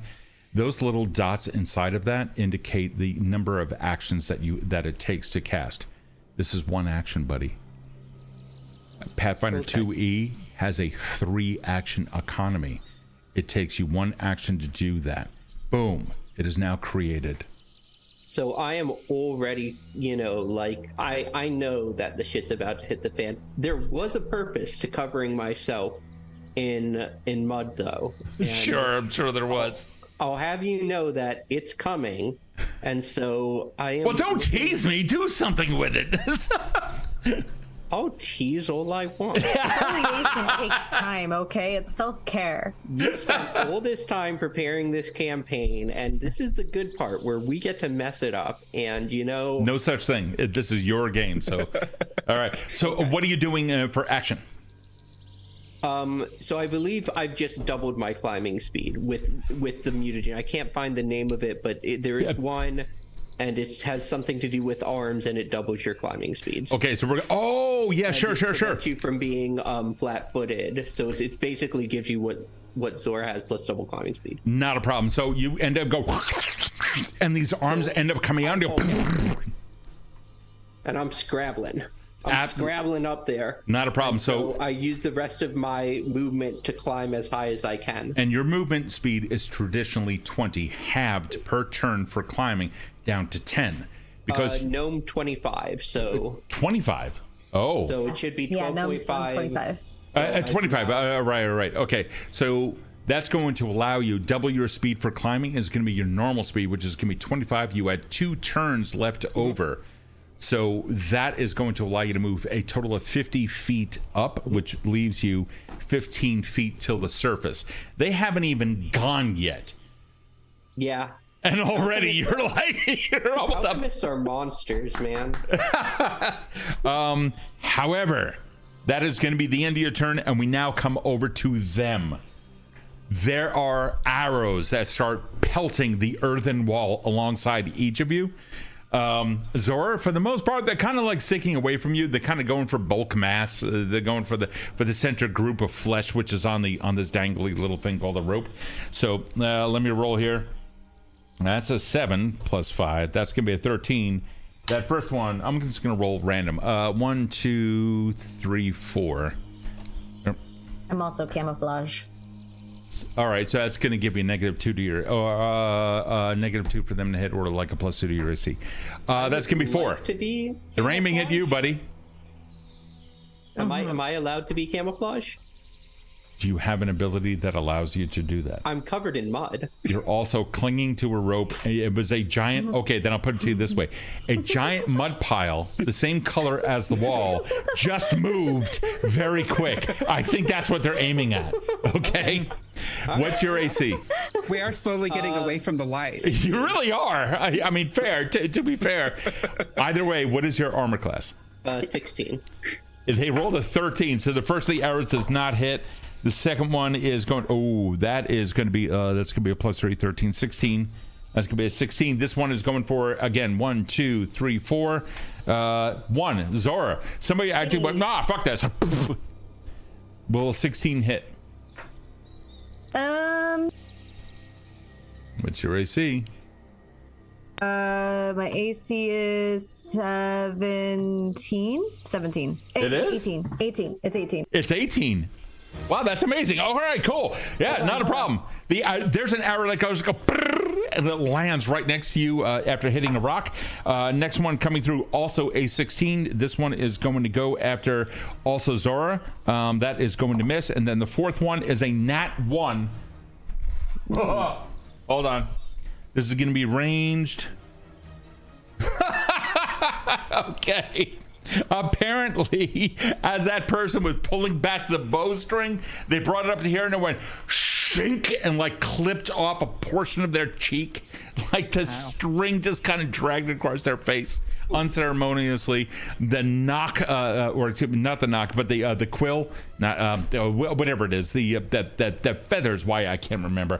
Either way, sliced into his cheek. It begins like immediately drops the bow. He now must use 2 actions in order to fire. That is going to be the end of their actions. We're now at the top of round 2. Karl, you go. Okay, so I believe I have 85 feet left of rope to climb. You have 65. Well, you have 65 feet to go. Oh, 65. Yeah. His actions over here, or excuse me, Frenell's actions. Yeah. Their actions got you up to 65 feet above the ground. Rocked it. Awesome. Or excuse me, you got 15 feet above the ground. You have 65 left to go. I apologize.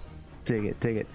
So I will continue my climb. I don't have anything cool that lets me climb with a weapon in hand. So unfortunately, I am a sitting duck while I do this, but I will climb my full speed. You got it? I'll use all 3 of my actions to climb up. Okay, you got it. Give me athletics check. Let's see if you can do this with any kind of alacrity. Athletics. Roll it. 11. Yeah, you're on a rope. You're under good conditions. You got rocks and other stuff, so 10 is your DC. That's gonna be first round. You can roll again if you want. Yeah, I'll keep climbing for the second action. Steps. Yeah, typically it's gonna be 1 roll for all of the actions. What'd you get? 16. Yeah, you know what? You managed to grab on. Now you're really starting to haul yourself up there. You're moving in half pace. What's your speed? 25. Let's see if I'm a human. Is it? No, it's 25. Yeah, 25. So 25 plus 12 and a half. So you got about 30 feet or so up. So you now have 35 feet left to go. With all those actions done, Zora, it is your turn. Zora is going to delay action. Frenell, it is now your turn. So how far down? Am I also 65 feet? Yeah. You're currently 65. You brought everyone up to that point. Yeah. And so this means all of the baddies are like 65 feet on the opposite side. No, 200 feet over there. 200 feet. Yeah, Okay. they're taking major fucking penalties to to ranged attacks and whatnot. Right. You're right, 65 okay. feet left to go up the rope till you hit surface. Okay. And how many do we see? It's like tons of people. Right now, it's like 2 are shooting arrows with a tremendous amount of speed at you. However, you can immediately see the others are now adjoining around the rim, and you can see a couple of other people starting to race around the crater. Okay. I'm thinking that to not overthink this and not to repeat what I did last time. I want to do... Okay. Here's my plan. I would like to... I also have Fear as a druid spell. Okay. Yeah, I'm covered in mud. Really, really gross.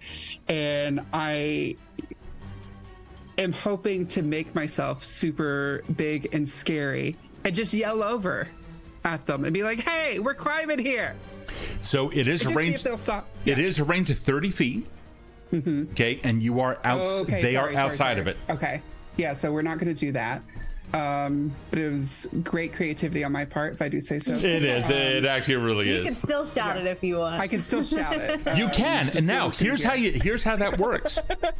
Here's how that works. So spells are magic, but skills actually, that's innate talent and skills and knowledge.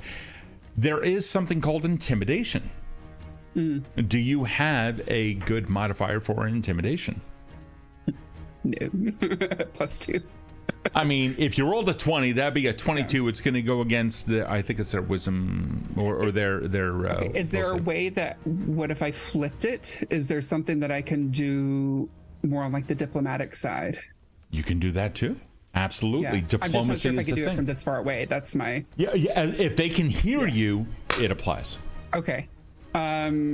So I basically still yell the same thing because I'm, it's up to other people to decide whether or not it's good or bad. And so I say I yell hey, I'm climbing here. My accent changes and everything for some reason. And Are you my goal is literally just to get them to like, hey, we're climbing. What are we doing? We're coming in peace. Like, what are you doing?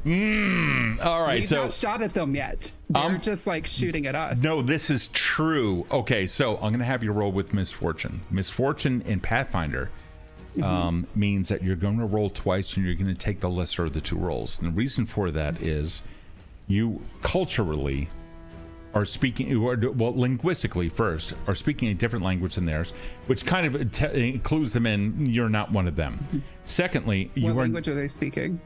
That's a really good question. You don't know. Oh no, I know. Question is whether or not you know. So give me we'll do this for free, even though we're in combat. We can do this for free. Give me a recall knowledge. What do you have for recall knowledge? Anything? Well, recall knowledge is an action that you would take. Give me a society check. This is gonna be, you're gonna perform the recall knowledge action under the society skill. Okay. I was gonna say I do have academic lore. I'll grant that to you if it's higher. Yeah, by all means, go ahead. Sure, academic lore. Let's try that. Sure. 18. You did your homework. This is definitely an academic lore thing, right? To know what language is spoken on a continent. Yeah. Well, it's not on a continent. It's regional languages. Most RPGs have what's known as a common language. We don't have that in this world. Instead, we have regional languages. The regional language that they are speaking is something known as Orrank, Orrank. Now, you let me see something here. Your character, do they have anything left over in terms of skill points? No, you spent everything. Okay, that's good. That's fine. It adds mystery to it. You don't understand what they're saying, and chances are they don't understand what you're saying. But what language are you speaking in?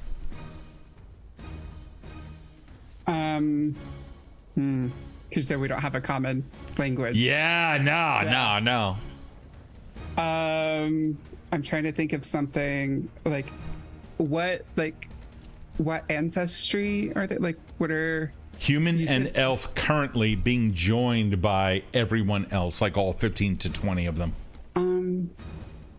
So maybe because I do speak Elven, so maybe I call out an Elvish or Elven. Maybe or do.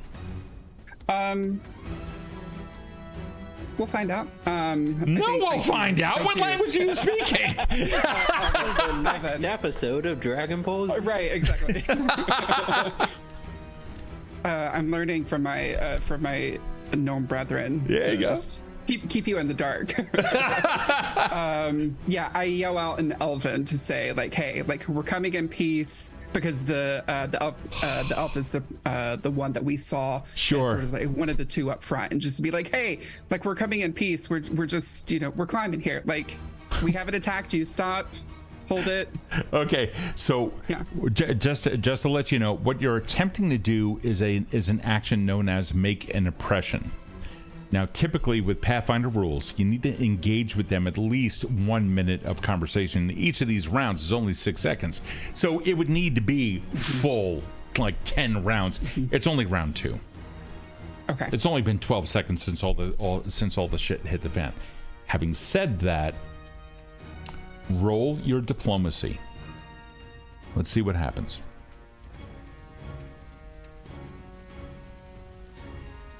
22. God, I feel so. Oh God! I feel so alive. So it's not going to, because you haven't had enough time to build up a true rapport.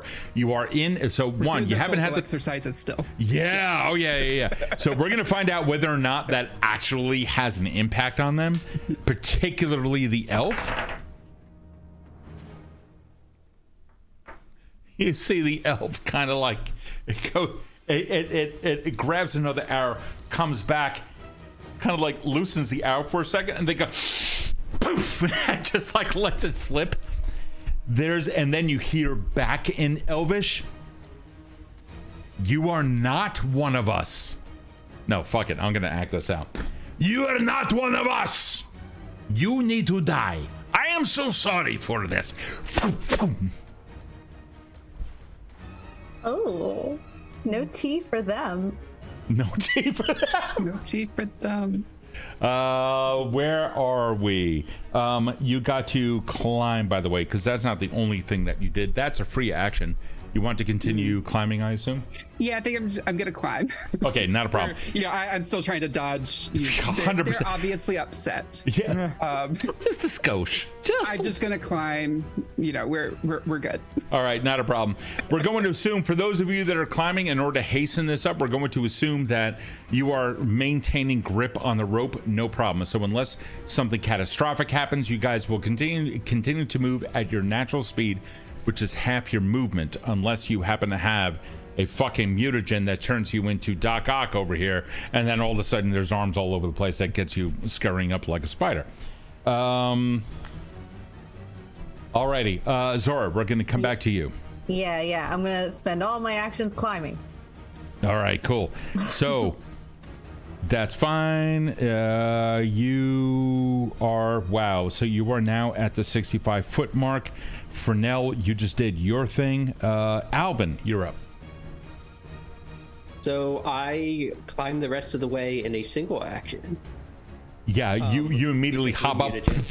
Not a problem. You're up at the top. And I began running top speed around the perimeter. So keep in mind, of them. two of the or the whole group of 15 to 20 of them, you're kind of getting a good count. There's like 17 of them at this point. They're already racing around the perimeter. Mind you, the diameter is 200 feet. The perimeter is going to be a lot longer than that. So when you crop up on the other side and you race around the perimeter, you would literally be running towards them. Right. So I want to buy time for my people, but I probably run slower than them. So I'm going to change my mind and run away from the danger, covered in mud. Okay. So you're like running. Okay. So you're running away. Okay. Let me do this in character. At first, I start to run toward them. Instantly, the thought occurs to me that I'm slower than my companions, and on a dime, I turn around and begin running away. You're like, no. Okay. This is exactly what happened. Okay. All right, fine. So they see you starting to head into the frozen lakeside or tundra or some shit like that, and off you go. Alrighty, that's Alvin. They now go.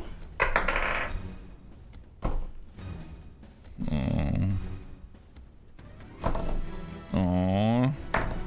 Okay. Oh. Okay. Don't look sad. Don't Yeah, look sad. so sad. So that's a okay. Okay. Oh boy. Okay. All right. That's not horrible. Okay, and then that. Alrighty.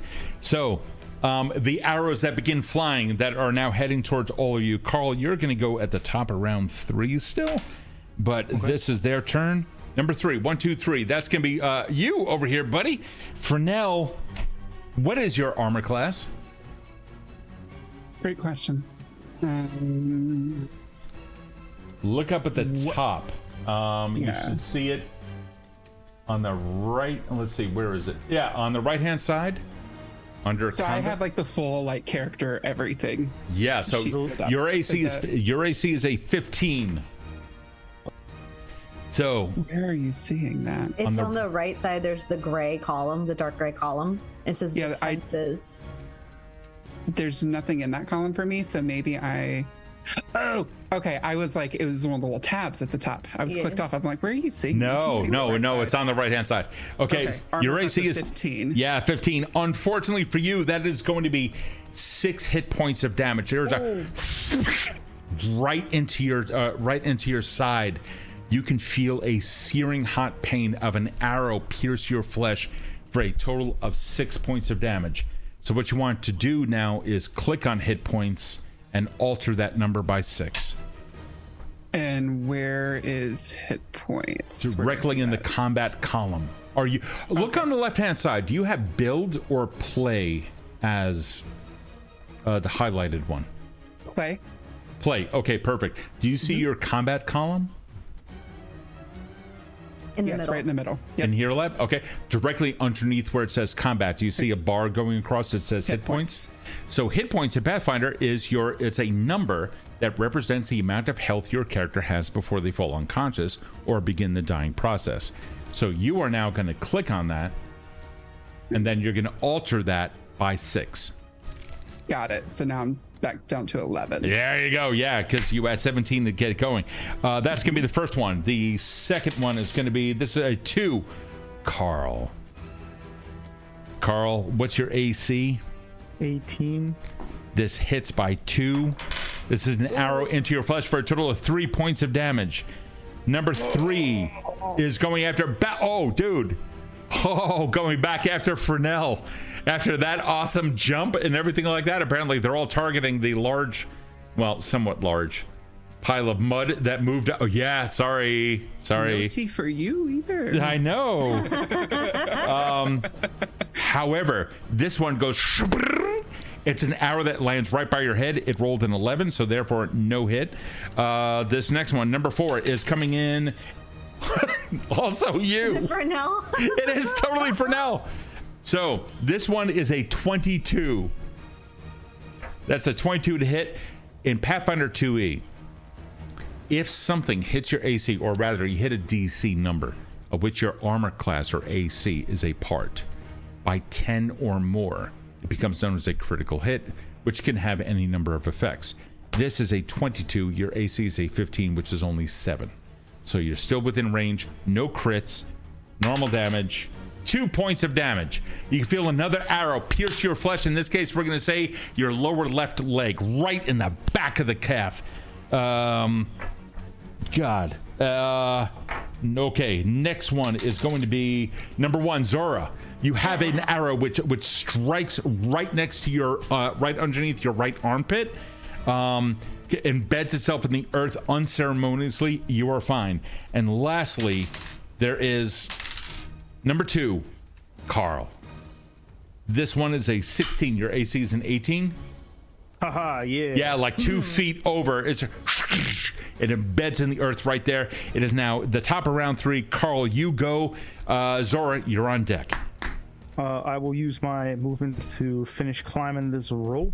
Okay, you have 65 feet to go, so that's going to lift you up by 25, 37, we're going to say 35 feet. That's going to get you within 30 feet up at the top.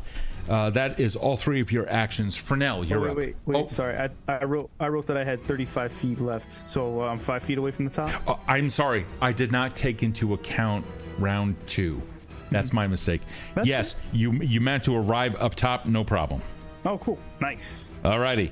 Yeah, you finally climb up. You can scramble. You can see now around the periphery. The first thing that you notice is that a little red hat is beginning to disappear into the distance. That's number 1. Number 2, you see you see one of the fucking rune giants starting to make its way around the perimeter. Having said that, Frenell, you're up. Is it? I thought it was my turn. Oh, sorry, Zora. Yep, you go. Sorry. Sorry. Cutting in front. I'm Still hanging by your claw. Yeah. Because you readied an action, so I automatically moved your initiative down. But go ahead and roll. Yes. So I think I was at the 65 mark. So I'm gonna spend 2 of my actions to climb to the top. Okay. What's your movement? 25. It's 25. Yeah. All right. 25. So it'll get you 30 feet from the top now. 2 of them. 2 actions.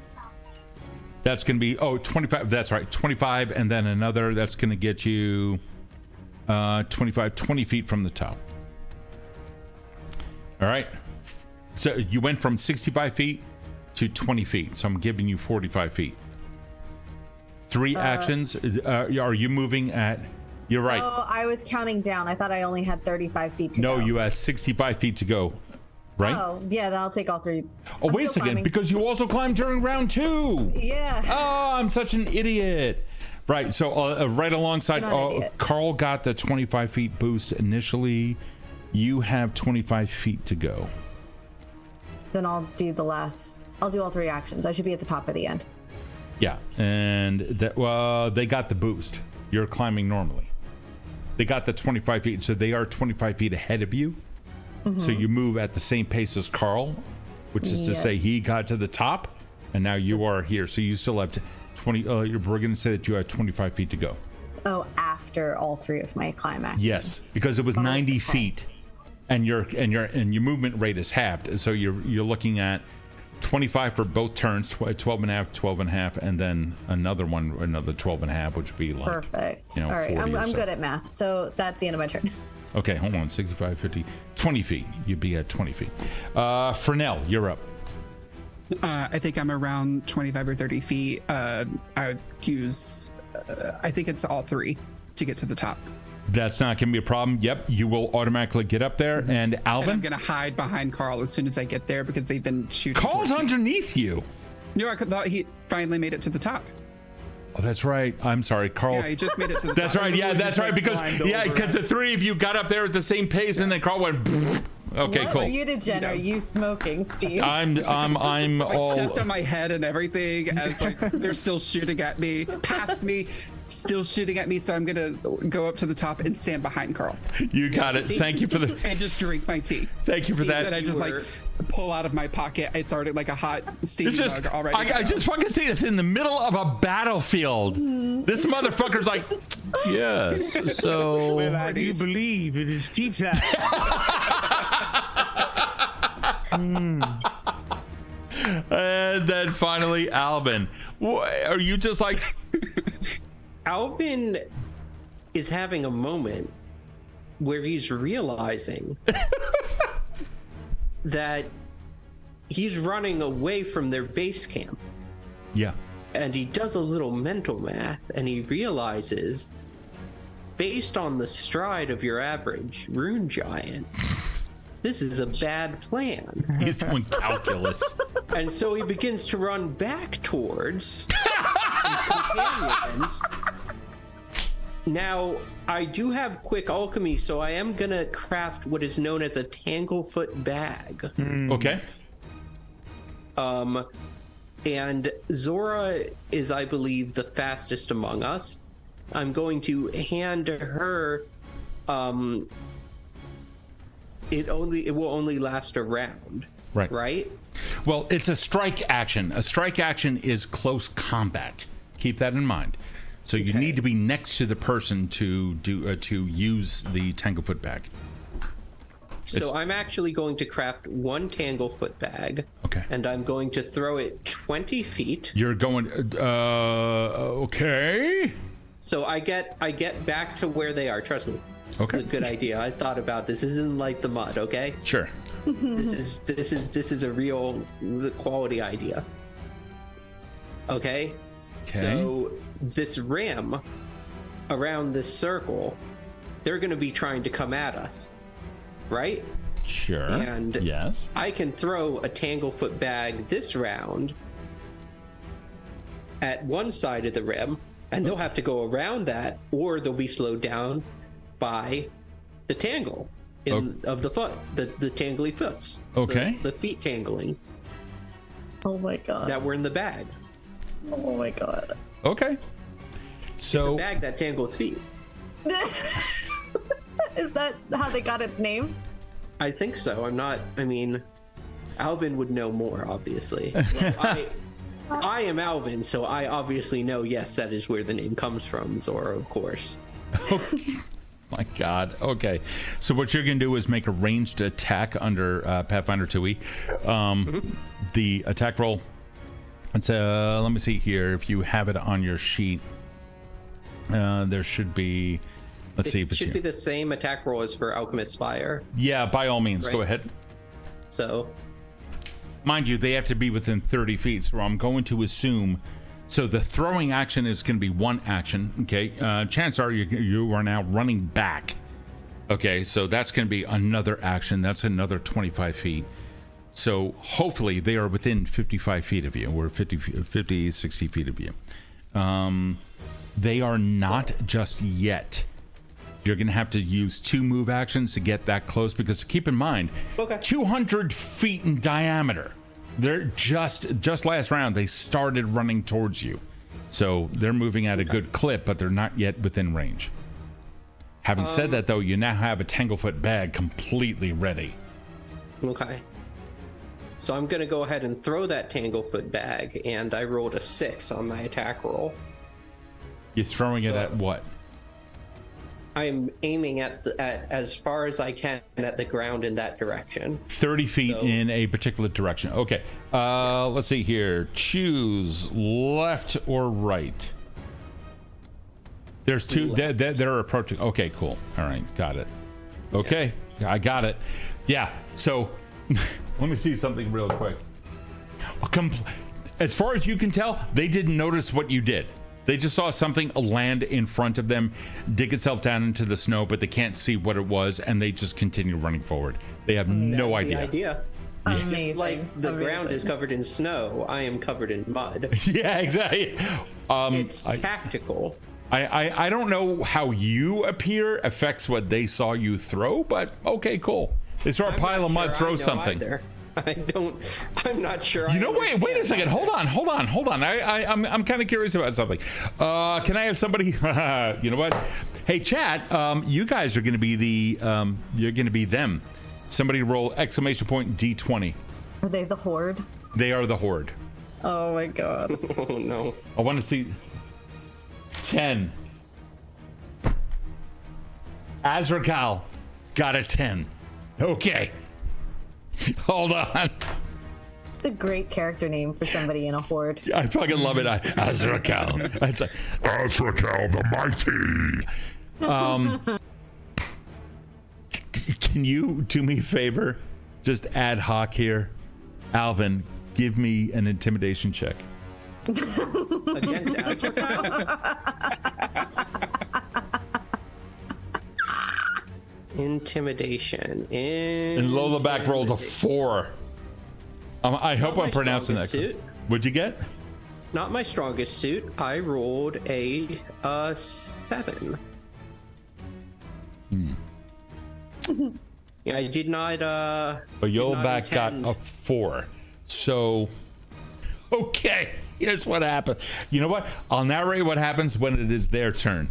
Alvin, well, actually, that was your action, and now it is their turn. Okay, so 2 of them on the left-hand side of the crater, they start running towards you. One of them is just like, oof, oof, and you can see it's like already drawing a weapon and getting ready for battle, and seems completely oblivious to what it is that you did, not paying it any mind whatsoever. Meanwhile, the rune giant behind that one runs like, woof, woof, and sees an earth elemental unleash a magical ball of spit and embedded itself into the snow and like screeches, pulling 11s, just fucking stops right where it is and like grinds to a halt, and you see boom, boom, boom, boom, boom, boom, boom. Everyone else on the left side of the pit completely fucking freeze. Meanwhile, this one is huffing its way. It's going to be 2 turns before they, excuse me, 1 turn before it actually hits the Tanglefoot bag, and then we'll find out what happens then. We are now at the top of round 4. Karl, you go. Zora, you're on deck. Okay, they are a very scared and suspicious lot. This is good for us. How far away is the one that is still trucking it towards us? How many feet? So there's the left side, okay, and that's the one that's coming around to you. Left side would be over here for you, coming out, and that one's coming around. And that one's still about 75 feet away. 75 feet. Okay, which means I will be able to draw my hand crossbow. Walk up, and then I'll be in range to take a shot. So that'll be my 3 turns. You got it. Or awesome. 3 actions rather. Zora, and then let me see if I hit. Yep. Oh, that's right. Oh, because you're actually trying to. Yep. Roll it. Oh God, that's a 9. Not gonna hit. Nope. So let's see. What was your D20 roll? Well, let's see. 5. I got a 5 on the die. Unfortunately, it was a clean miss.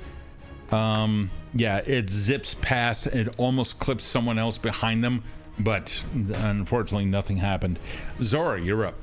So Zora climbs the rest of the way, and as she is like coming over the crest, Karl is like shooting his crossbow and missing. Yep. So as she passes him, she's Rub that in. You have to get closer than that, and I'm gonna push him forward with us. And I'm gonna take out my short sword. Okay. And run actually no, I'm gonna look over. Oh no, Frenell's right behind me too. And I'm going to look at Alvin and be like, what is he doing? He's coming back towards you. Yes. And I guess I'm gonna run towards the. No, we got to get out of here, and I'm gonna run away from them, like going back to where we came from. Okay, so here's the movie in my mind. You crest a hill, you assess the situation, and you immediately cut to your right, which on the stream would be this way. You immediately cut to your right, and because you can see the hill that you were on top way up there.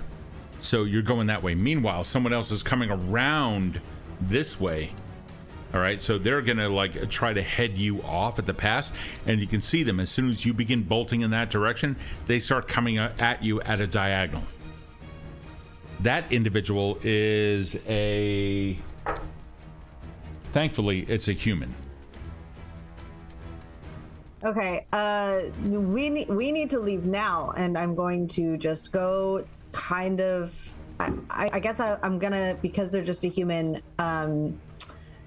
It's no rune giant. Not yet. Those are behind. They're going to be catching up.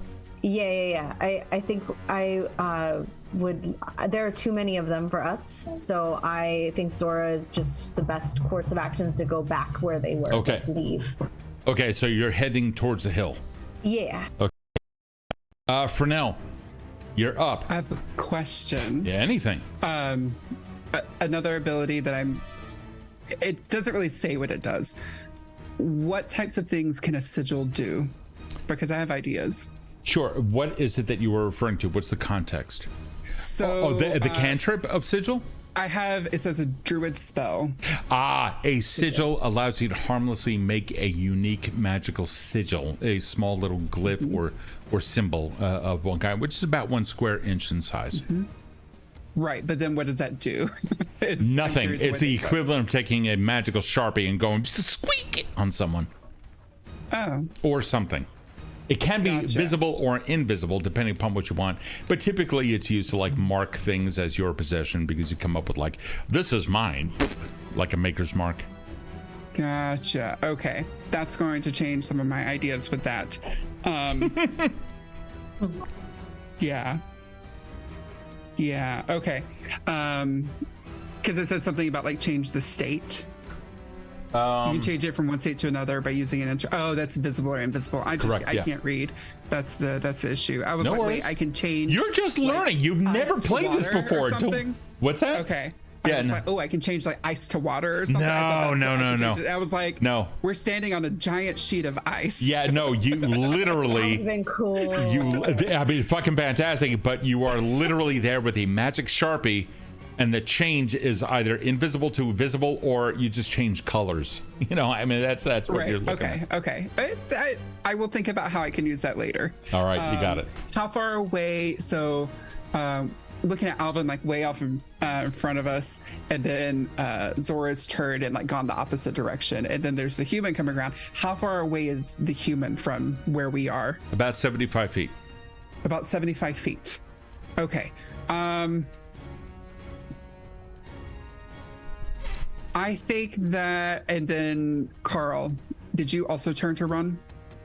Actually, no. I walked forward, grabbed out my crossbow, and took a shot. Okay. I'm looking at this. What are you thinking? Imagine the chaos of battle. Yeah. And then how far away back is Alvin behind, or like in front of us? Alvin is like creeping up on you, probably within 25 feet of you. Now that last turn, they turned around and to run back towards you. Okay. What does the chaos of battle command you to do? Attempt something that has never been attempted before. Oh, fucking love this idea. All right, what do you got? So Alvin is 25 feet from me. And I have covered in acid. bugs. Right, I have acid splash that goes 30 feet. I want to be able to shoot this past Alvin and sort of make just like acid. It's might not do anything for a giant, but for some of the smaller creatures. Something to keep in mind. Yeah, Alvin okay. was running away from the action. So now Alvin turned I thought around. Alvin was running towards us. He is now running towards you, but from Yes. all the way in the back I'm where trying- no one else is. I thought he was 25 feet from us. He is, but if you try to throw, Right. okay, so you can throw an acid splash 30 feet. Yeah. That's going to be 5 Yeah. feet behind Alvin. It's not going to affect Right. anyone. But if they're chasing after Alvin, No, they're not. Here, Okay, I understand. sorry. We don't have a map. No. It's completely okay. Here, I'll do this. All right. I'm trying to cover him. That's our pit. Yes. I'm show also you. confused by this, so this is good. Okay. I'm glad No, we have a map. this is all good. Okay. They ran around that way. I'm drawing fallopian tubes. They ran around that way. Okay. So they parted the ways, and they're coming from either There's a whole direction. bunch of Okay. them. Okay. You guys came out at the top of that. Yep. Right up there. Okay. Alvin ran that way and is now Oh. coming back. So Alvin's technically running towards. Yes, he's Okay. coming back. And meanwhile, our So friend. Alvin and Erin are about to pass one another, or Zora. Yeah. Well, yes. Okay. To pass one another. So actually, Alvin said that they were running to the left. To be fair, and then they threw Okay. a bag. Okay. Karl, meanwhile, so that's a K. That's an A. All right. Here we are. All righty. Here's what you have. Alvin ran in this direction, coming towards them, and threw a bag down over here. Karl, meanwhile, stepped forward and launched a shot at those that were approaching in that direction as well. Kevin, is that correct? Yeah, I would have taken just a 5-foot step to get within range with the crossbow. Yeah, there you go. Okay. And I, in character, give you an idea. Where's your face? Oh my god. Absolutely terrifying. Maybe I do need an LED light. That's all right. So No, see, now it's fine. yeah. Can I, in character, I'm shouting to Frenell, acids corrode metals. How do you know that they were going to cast a spell called Acid Splash? I mean, I was going to give them an acid flask I crafted next round. Or, That's fair. clear the pit. Clear the pit. Get away from the pit.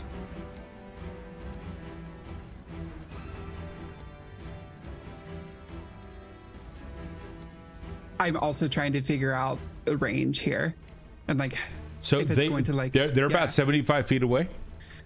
right, the baddies. Yeah. We're going to have to Yes. move beyond you. We're going to say that you're frozen in combat, indecisive. Is that okay? Yeah, I'm just slowly walking backwards. 'Cause Okay. I don't know what to do, so I'm just slowly no, walking that's backwards away. Totally Yeah. fine. And if, Yeah. okay, so here's how this works. You get to delay or essentially ready in action, which is to say that you were analyzing the scenario. You're not going to do anything this turn, but at any point before your next turn, you decide to do something, you then insert your action in at that point. Okay. All right? So, coupled with that information, we move. So that's before I go again, not necessarily before the next round. Correct. Yes. Before you go again. Yeah. Next round will come and go, and then it'll be your turn. So anytime before that, and then that will establish where you go in initiative from that point forward. Okay. Yeah. Alvin, you're up. So I get back to within 20 feet of the edge of this pit, and I have a master plan. It's all come down together to this point, Okay. and I know that this is iron-rich soil that's loosely packed. We don't know anything that you are thinking. We're looking at 6 seconds. What actions do we see? The first action I take is to say, get away from the pit. Clear out. I'm telling you, get away from the pit. Get away from the pit.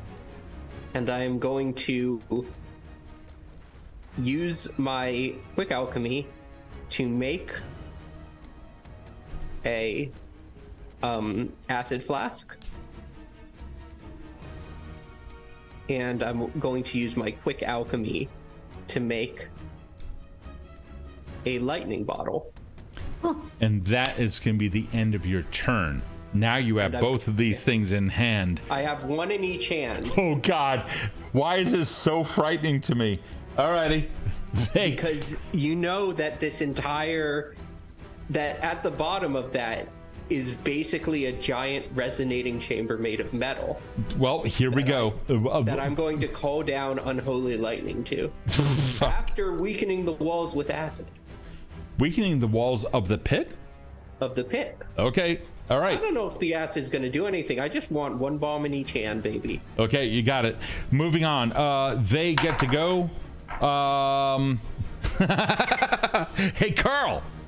You know that guy that was running towards you and you're kind of like, all right, I got this fucker. All right, so he starts heading towards you. Yeah. Hits the Tanglefoot bag and it's like, boom, boom, boom, boom. And all you see is a face plant in the ground before you as his feet immediately get tangled up by tar and a whole bunch of other shit directly in front of him. You still have a crossbow and you can see the people in behind him call out, and he points back and you can see a whole bunch of them begin to freeze. Now, meanwhile, the ones on the other side, on the right-hand side, they continue around. That is that one. Let me see if there's any in none in range. There are arrows that are now flying. Frenell, what's your AC again? 15, I think? 15. 15. Yeah, there's an arrow go. It clips just the top of your ear. You can feel a searing sensation as your ear burns, but you take no damage. It's just completely superficial. We now go at the top of the round. Karl, you're up. Okay, I heard get away from the pit, and so I will take 2 movements. Actually, I will just run towards where Alvin is because I figure that's got to be safe because Alvin's got the plan. So so you got a 180 and you're heading back towards Alvin. Okay. Anything else? That's all I got. Yeah, okay. I'll take my 3 actions for that. You got it. Zora, are you still spending your 3 actions to move towards the hill? Fuck no. So, I turn around realizing nobody else is like following me, and then Karl kind of is going after Alvin, so we have got our designated gnomes. So Zora is going to like kind of swing back around and be like, all right, little friend, you're coming with me. And I'm going to, after hearing Alvin say get away from the pit, also kind of usher them away from the pit like chaperones on a field trip. Fucking awesome. Okay. All right, cool. All right, so you started running, and so you double back and you start coming back. Yeah, everyone's doing a little double. Everyone's doing. Yeah, I mean, this is exactly. This is the chaos of combat. This is exactly what it's supposed to be. Yeah. All right, so wow, you guys are awesome. All right, you do that. Frenell, you're up. Yeah. Oh, I didn't do it before. Then can I do it now before I take the turn? Well, it is your turn. Yeah, you only get 1 action per turn. It's just where you fall back into initiative with the held turn that you had. You didn't take any actions, so you still remain where you were. Okay. So now I see Zora running back to grab me. So I start to gather the things that I don't want to leave the blankets. No, don't leave the blankets. Very useful. Priorities. They have a place that they're supposed to go. These belong to Zora. I need to pick them up, return them to her. Like, entrusted me with these blankets. And so grab the blankets as I start running towards Zora because she's like, come on, little friend. And so but as we're running forward, what's the ground like where we're at? Or when I say forward, it depends. Back to where How far Zora away was. from the pit do you imagine yourself to be? So I was right at the pit, so I've just left. So no snow there. No snow there. Right. And then where Zora is before she turned around. Zora kind of hit the perimeter where the snow begins and then whipped the snow around and begins. came back. Yeah. Okay. Yeah, so I just like sprint off on my little legs. So Zora and Frenell kind of go. Right. I'm like carrying, well, because I don't see Zora. I'm just like carrying all the blankets and just like everything is in front of me. I'm just like screaming and just like. Wait, you're screaming? Just yelling and yeah. Frenell, give me an intimidation check. Okay, intimidation. Just to run it. Yeah, give me an please, intimidation Alan. check. Hey, audience or chat, give me exclamation point D20. Oh my god. Anybody? I'll be your friend if it's less than 7. You got a 7? Yeah. Okay. D20. You got a 4! So, hold on. There's still modifiers to apply. Oh my god. Oh my god. Okay, you go screaming. You're holding these things, and all you hear is like, and they stop. Those that are approaching on the right-hand side stop. Now, the right-hand side is the direction that Zora was running back up to the hill, and then all of a sudden, now I'm going to do something atypical for Pathfinder. Give me a. What do you have? You have Academia lore? Fuck it. Give me Academia lore. Frenell. 10. It's not good enough. You kind of had an idea what they were saying, but you didn't piece it out, and you kind of heard it, and you're running. You got blankets and all sorts of stuff, but you heard. Who was it that yelled? One of those that was approaching on the right-hand side. In this case, you're looking at a medium-sized rune giant. Pretty badass. Probably step on you when you don't know die. that language. Yeah, exactly. Yeah, you don't know the language, but you are listening, and you're kind of picking up on some of the nuances of the tongue. You still don't have it, but you were able to interpret the tone, which I think everyone was able to, and it's some kind of warning. Those on the right-hand side stop. Left side is now frozen. Karl, you note that everyone has pretty much stopped, but Alvin, it is your turn. What do you got? So that right-hand side, I'm gonna target it with my my acid blast. So we can say they were 75 feet last turn. No, I'm not targeting the people. I'm targeting the wall of the pit about halfway down. Okay. All right. Cool. All right. I want to create an asymmetrical explosion. Sure. That collapses the Give me right an attack side. roll. Yep. Give me a ranged attack roll. Because Alvin is clever and he doesn't do things that aren't clever, even if they don't work. It's the same as for Alchemist Fire. Yeah. By the way, if the rest of you who are waiting for turns have die rolls to make or something like that, go ahead and make them now, and then we'll hit them. What was it?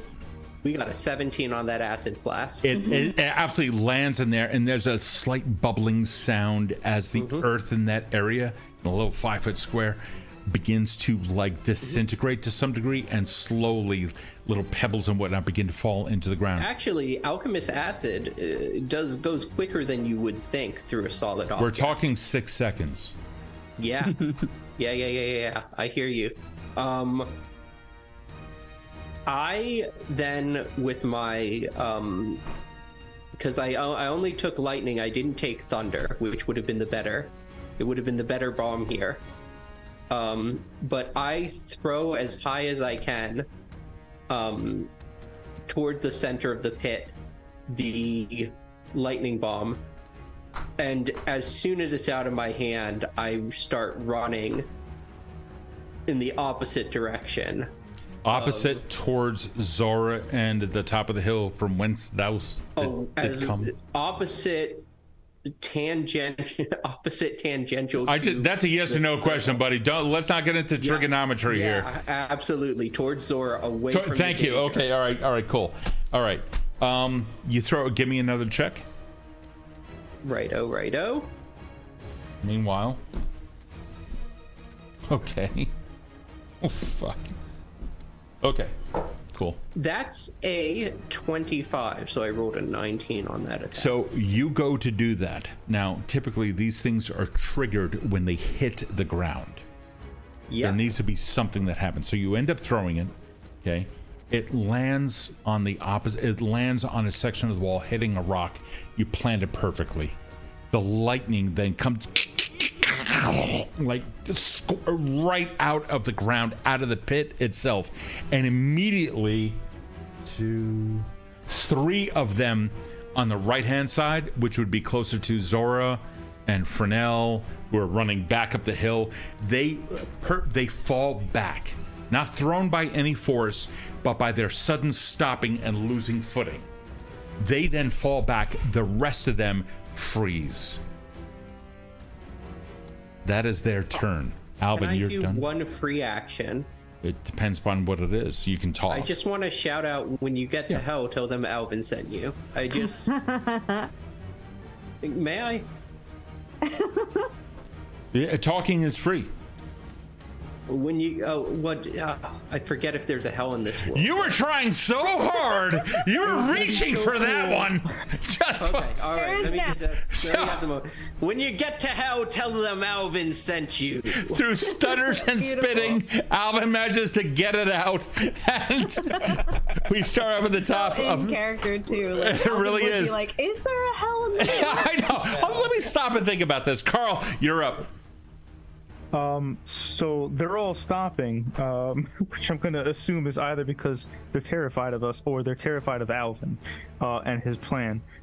So I am going to start making my way towards Zora and but basically get the party back together and hopefully see what's up and see what our next step's going to be. You got it. There's no difficult terrain whatsoever. You and Zora then meet face to face because you were both running in the same direction. Zora is yet to turn around. Whose turn it is right now?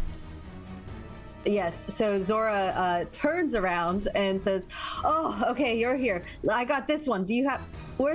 Oh my gosh, everybody, let's go. And I'm going to keep running towards gather people towards the hill. So right now, Alvin, you suddenly feel like I'm kind of alone right now. Frenell has left. Zora has left. Karl has left. You're alone. However, it is now Frenell's turn.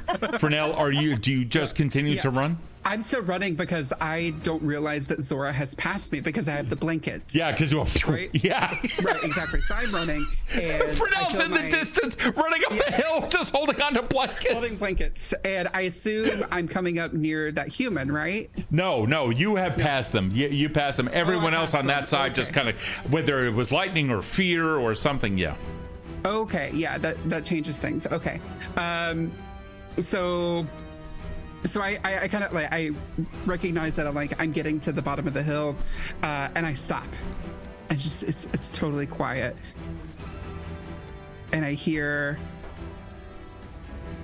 you tell them that Alvin sent you, like way off in the background. Yes. I'm like, oh, yes. I think I ran ahead, and so I just stop. I drop everything and I turn around and I'm sort of like started to go up the hill. So I just turn and I just see I see, I don't know if they're like holding torches, all the bad guys. No, none of them are. I see the crowd or whatever. And I'm just like looking out and the little red hat just going across and just kind of like surveying. And, and I see, so at this point, I'm at the start of the snow. Is that what it is? You've gone beyond that. I've been on the snow. Yeah, you've gone beyond that. You've already gone up the hill, which was all snow covered. Perfect. And I see Karl and Zora kind of meet up, and I think back. You know, I'm always. You only have 6 seconds. Right. No. I think very quickly. I just don't speak quickly. That's fair. Thinking back and I always tell myself stories, like I try not to get stressed out about the world. I try not to be so anxious about what's going on in the moment and just sort of take my time. But I remember my dear Zora as I drop the blankets on the ground. I remember how much difficulty she had running through the snow the first time. And I pull out my handy dandy hydraulic push once more. Okay. And make a path. I clear the snowy path, and I wait. No longer difficult to. So there's you may not know about this, Apple. So there's something called difficult terrain, which is what you had to go down when you in other words, it's just difficult terrain. You clear that path for the next 30 feet, allowing everyone else to move full speed instead of the half speed that you were running to get up to that point. This is going to allow everyone else to now escape much faster. Are you done with your turn? As soon as I make tea. Yes. Just sit there. Yes. Little striker, get the wood burning. Alvin, you go. Yeah. I'm booking it down that path because But going back up to the hill? Or towards the enemies? No. Away from Towards the me? enemies. Yeah, Okay. with Zora, with the rest of the party. I have destabilized the terrain enough to cause them, hopefully, to think twice. Yeah, they're not moving. Are you going back to Frenell?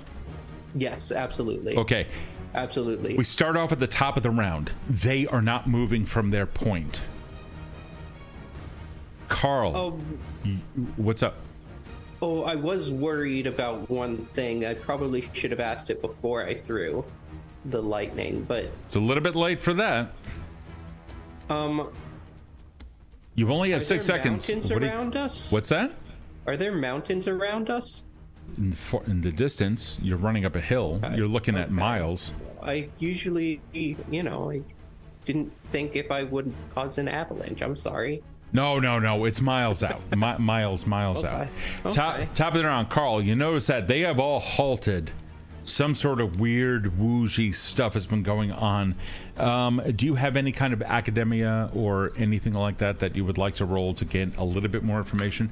This could include society. Yeah, you know what I'm gonna do? I'm gonna use my tome to help me out, and All right. I'm gonna roll a society check. Where did my hero sheet go? There it is. So let me see. Actually, what is the? Oh God, here we go. Okay, so that gives me +3. Okay, so society, roll it. Oh my God. What'd you No, get? I didn't do well. I got like a 4. Oh my gosh. Let me see. Was there any actions? No. Okay. All right, you got a 4? Yeah. Okay. You don't have enough information about the situation at hand, but for some reason or another, they all held back. When you move at whatever clip you deem, you begin looking at them and you realize they are petrified at all the stuff that they saw. The earth, from your vantage point, they saw the earth melt. They saw the earth come up and grab somebody and stop them. They saw mud flinging mud. They didn't know what the fuck was going on. I mean, I'm assuming they're afraid of magic. So that's my best guess, just as like someone who was witnessing this. We're gonna say that's a good guess. So What do you do? guys, I believe if we could make some very good show of some very flashy magic, they will stop giving chase and we are free to make our escape.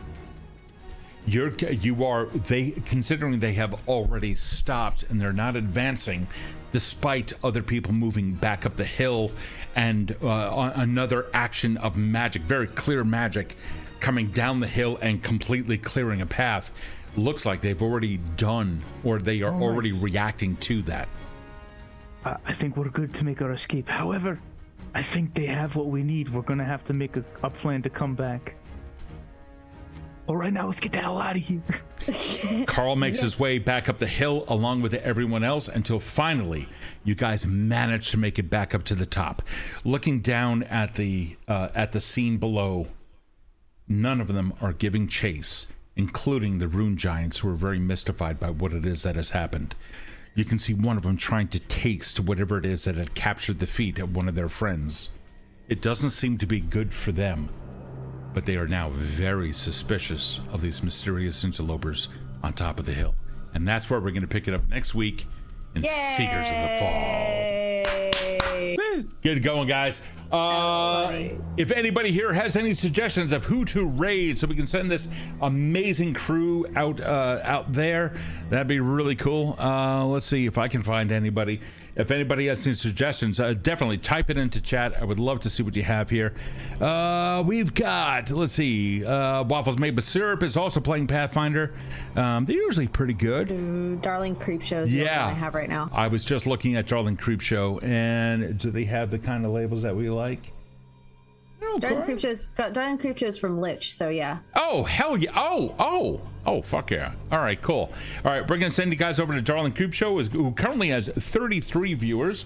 They're engaging in mini sculpting and painting, so by all means, go check them out. Hold on for 1 second. Let's get the raid set up. Guys, thank you so much for hanging out in the very first time around. I'm going to go around the group. I'm going to ask the usual questions. Number one, you as players, give me a thumbs up if you as a human are okay with everything that happened. Is that ROFL? Give me, there we go. Oh, yeah. Perfect. And before the raid kicks off in just another couple of seconds, how'd you guys like it? Kind of meh? Yay, that was fun. I had a great time, but this beard is itchy. Yeah, you don't ever have to wear that, my friend. You don't have to. Apple, how are you feeling? Apple, how are you feeling about this? The first time ever playing a TTRPG. Yeah, I love it. Like a little shaky at the beginning, like physically, but much more comfortable by the end. And sometimes it's not going to work, but I can just sit there and drink tea, and it's within my character. That's the tea. Oh, It's fantastic. It's so awesome. For everyone else out there, thank you so much for hanging out with us. We will see you next week for this, but on Monday we do have branching out. A little less she takes on the evils of the world over here on Monday, and then we of course we have Kill City Sinners, a little bit of cyberpunk fun on Wednesday. Oh no, that's right. Next Wednesday we're doing something else. But either way, we'll see you guys soon. Thank you so much for hanging out with us. Really appreciate it. I'm going to send you guys out on a raid. Stay dorkable, everyone. Love you all. Bye-bye. Raid is out. Yay! Blast. Yay!